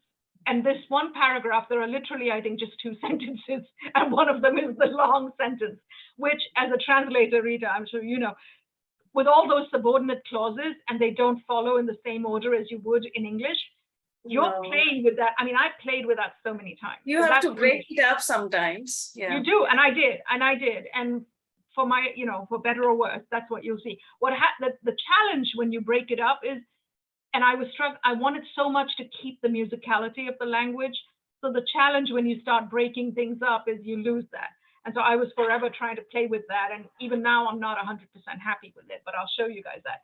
The other thing you'll notice is in Gujarati, we use a lot of what there are prepositions that the same preposition can mean 2 or 3 different things. We don't have necessarily as many perhaps as in English. So into, in, within, we might have the same word in Gujarati, but then when you come over to English, you have to decide, should I say into, should I say in, or should I say within?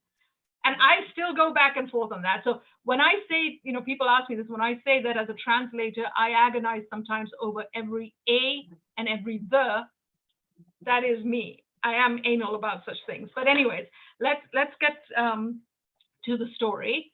I will share.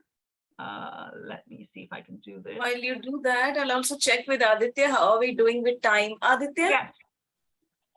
Yeah, Professor, we have 2 more minutes. 2 more minutes. Is that all? Okay. Well, so many questions. No, Jenny, it's okay. Just show quickly. And yeah, I'll just show it real quick then, because yeah, we do. Wait, share. Go here. Okay, can you guys see the? Yeah. Yeah. Yes. Okay, so while you're seeing that, I am going to go to my version. Okay, are you seeing a different screen now, or are you still seeing the English? No, the one about Hassan village, which looks so shabby during the day. Okay. So you're seeing that, and I'm going to read the Gujarati real quick. Sure. So he says in the Gujarati, Divse bhukri baras jevu lagtu Hassan gam, rate enu roop evu fervi nakhe che, ke jane e Hassan gam જ નહીં. ચાંદની રાતે ગંભીર આકાશ જેવા એના બંને જળ ભર્યા સરોવરો પોયણાને પ્રેમ હિંડોળે ઝુલાવવા માંડે છે, ત્યારે એ દૃશ્ય જીવનનો એક અનમોલ લાવો બની જાય છે. બંને શાંત સરોવરના પાણી મંદ મંદ અનિલ લેરખીમાં કોઈ દિવ્ય સુંદરીના સ્મિત સમા ચળક ચળક નૃત્ય કરતા હોય. પાસેના નાળિયેરના વનના છાયા અને તેજની રમતભરી ગૂંથણીમાંથી ન સમજાય તેવો સુંદર મરમર ધ્વનિ આવી રહ્યો હોય. પાછળની નાની મોટી અસંખ્ય લીલી ટેકરીઓમાં સૂતેલું વન એક પ્રકારનું આંખે ન ઓળખી શકાય પણ અંતરમાં જાણી શકાય એવું વ્યાપક અરૂપ રૂપ ધારી રહ્યું હોય. અને સરોવરને કાંઠે દૂર દૂરના પેલા કોફી હાઉસમાંથી છૂટા છવાયા સ્વરો અંતરને લીધે અનોખી મિઠાશ લઈ આવતા હોય. ત્યારે પળ બે પળ ત્યાં થોભી જવું એ જાણે કે અકસ્માત થતા કોઈ સુભગ દર્શન જેવું વિરલ ભાગ્ય છે. મને એ ભાગ્ય એક વખત મળી ગયું હતું, પણ એ સ્મૃતિમાં એવું બેસી ગયું છે કે જાણે હજી જ્યારે જ્યારે મનની આંખ ઉઘાડું ત્યારે લાગે છે કે હાસનની સુંદરતા મારામાં છે અથવા તો હું જ હાસનમાં છું. બહુ સરસ.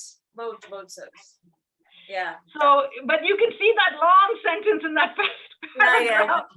No, but as they say in Gujarati, Jenny Ben bahut sundar ne bahut pramaniktathi karyu છે. You know, the assessments of translation are also different in different languages, or their metaphors are quite different, but this was indeed quite lovely. Jenny, I have one last question for you, and if you could respond to that briefly. I've seen you talk very passionately about underrepresentation of certain languages, of certain literatures, and I know sometimes you talk of that in, you know, of South Asian literature in the context of more, if you like, white literature, but sometimes you also, I'm sure, think of Gujarati literature vis-a-vis other kinds of literatures. And these are, of course, questions that some of us have engaged with, but you are responding to them far more today, maybe observing also more. So what, could you kind of crisply tell me what are your thoughts on that? Yeah, just, I mean, I say a lot about this, obviously, but just real quick is that, I mean, as a writer of South Asian literature in English, I see the unevenness in media coverage in the US. Yeah.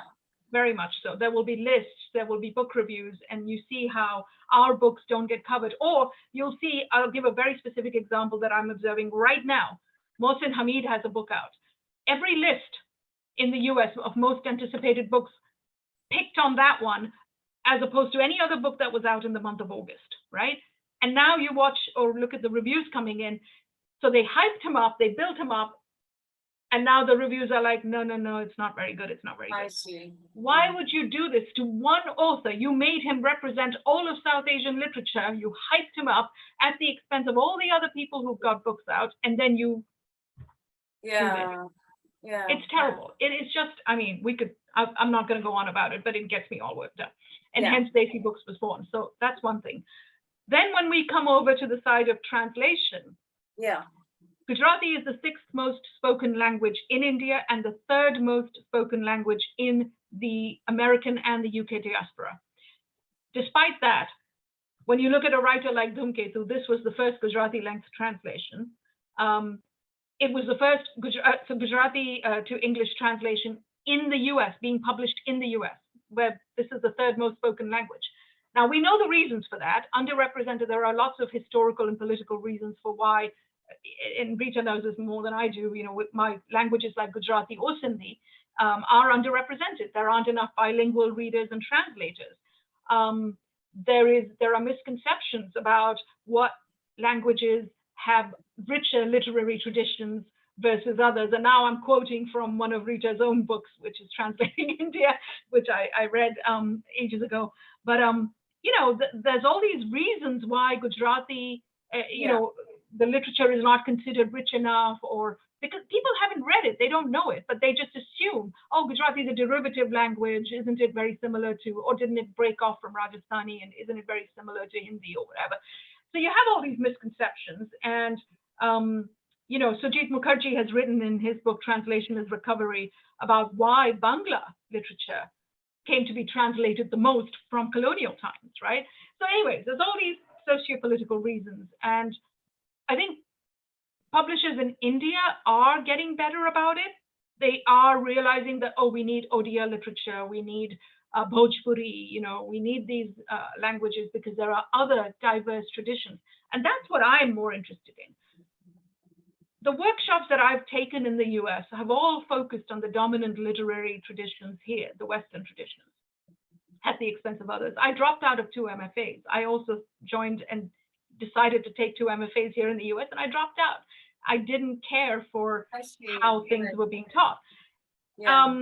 And so anyway, so I feel like the good news is that this translation pyramid, there's more awareness about it. The British Council has done a study. They have highlighted things.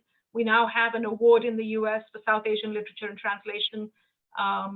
You know, and then the Desi Rockwell and Gitanjali Shree winning for Hindi, which is not an underrepresented language, but that brings visibility. So it's getting better, but you know, lots of work to do. No, I do believe as far as Gujarati literature is concerned, I think your appearance will also mark a shift if it hasn't already. So makes me quite happy. I think that when I started, there was hardly anybody. And now there are translators, accomplished translators like you, Pratishtha, Gopika Jadeja, Hemang. So yeah, I think it's becoming a very vibrant scene, and hopefully people will understand that this region has not only produced muscular nationalism, which we may not like very much, but it has produced great literature. And there is now, right? Yeah, even now. I mean, and there is more to this region. There's more to this region than Khaman and Dokla. So thank you so much, Jenny. Thank you very, very much. I don't know if we have overshot the time, then my apologies. Aditya, do we have time for a question, or do you want to let it go? I will leave that to you. Have we overshot? Yeah, Professor, a little bit, but I think we can go for a question. With one. So can I ask you to ask Jenny very specific questions about her work, right? If there are general questions about translation, then maybe it's not, I think it might be more appropriate for you to ask her about the work she's done or something she said. Are there any questions from the audience? Yeah, Sanchit actually had a question. If you'd like to go on. Yeah, sure, Sanchit. But this is also a general question. Actually, we kept receiving similar questions throughout the session. So I think I might as well just go ahead. So, as all our panelists today, they spoke about the relationship with the authors they translated, from one experiencing some hesitation at first to there being other translators translating the respective author's voice, as it were. With fidelity and betrayal guarding the checkposts on either side, the journey of a translator very much becomes one of walking on thin ice, as the conversations today made clear. So as the two of you, Jenny and Professor Kothari, spoke about translation being a language of intimacies today, including intimacies that trouble us the most. For example, Professor Kothari refusing to translate her mother's words. Here's a question that we received from a member in the audience. Does and how does it help to personally know the source text's author? What if one chooses to translate a classic? How does the process change then? And not to mention, while two of the translators today were in conversation with the respective authors, the other two, including you, Jenny, were not. And lastly, this is something I wanted to add, perhaps one might also think of the abundance of other translators as a resource to be in conversation with, a resource that helps one generate new and parallel intimacies. So yeah, Jenny.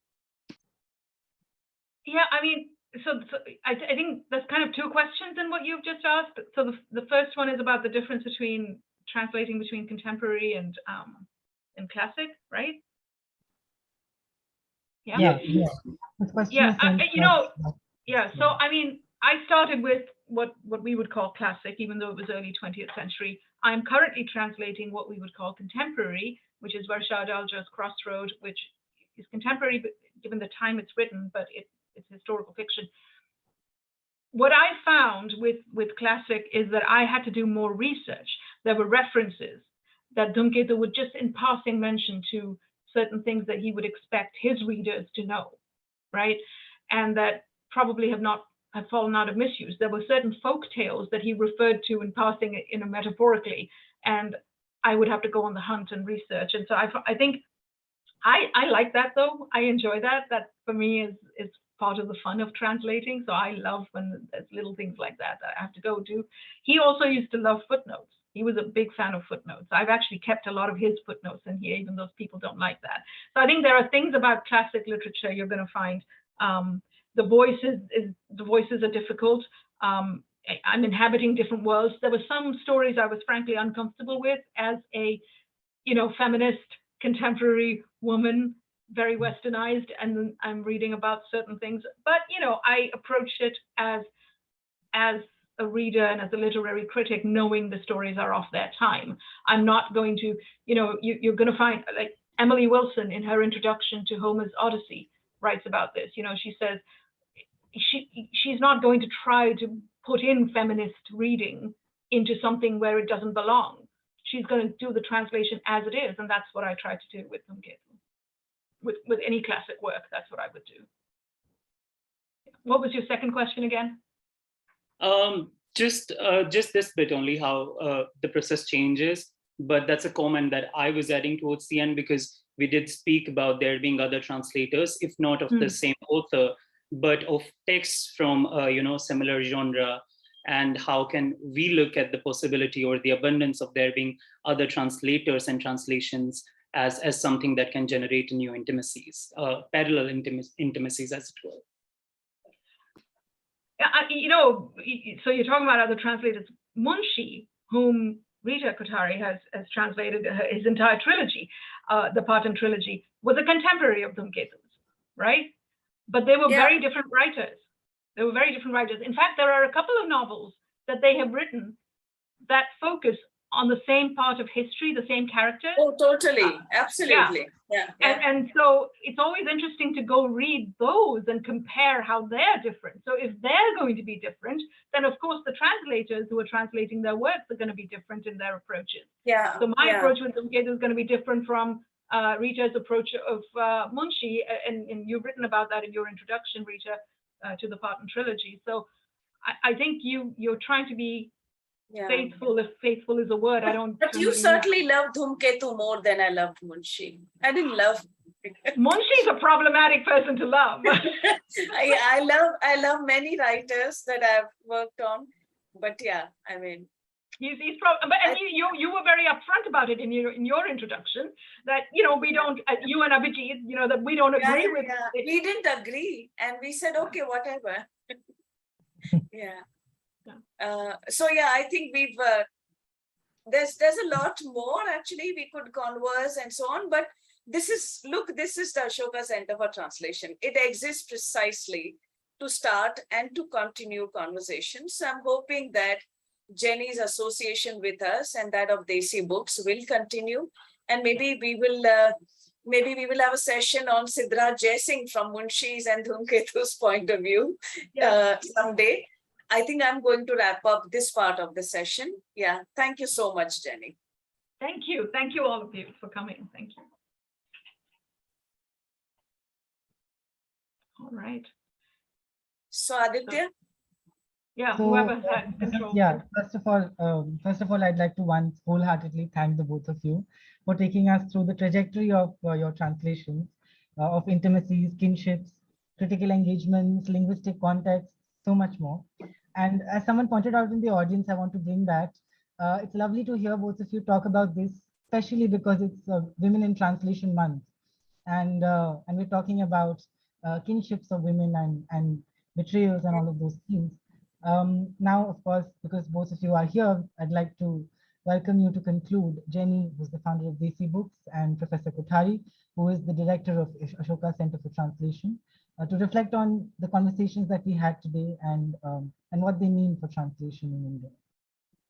Thank you. I know I'll let Rita. Actually, I missed Aditya's question. I think either I'm old or I'm Aditya's inaudible. I mean, I'm certainly old, but I think Aditya is also inaudible. Okay. Yeah, no, I was just mentioning something that someone pointed out in the audience, how we're talking about women's kinships, and it is the Women in Translation Month, and how that's a lovely parallel to have. Nothing more, but I was just inviting the both of you for a conversation. Since you are directing ACT and Jenny is heading Desi Books, I think we can reflect on what conversations we had this evening. Yeah. So Jenny, you're translating Varsha Adalaja now. That and I have Meghani Saurashtrani Rastar, both, which are two very different. Wow. Okay.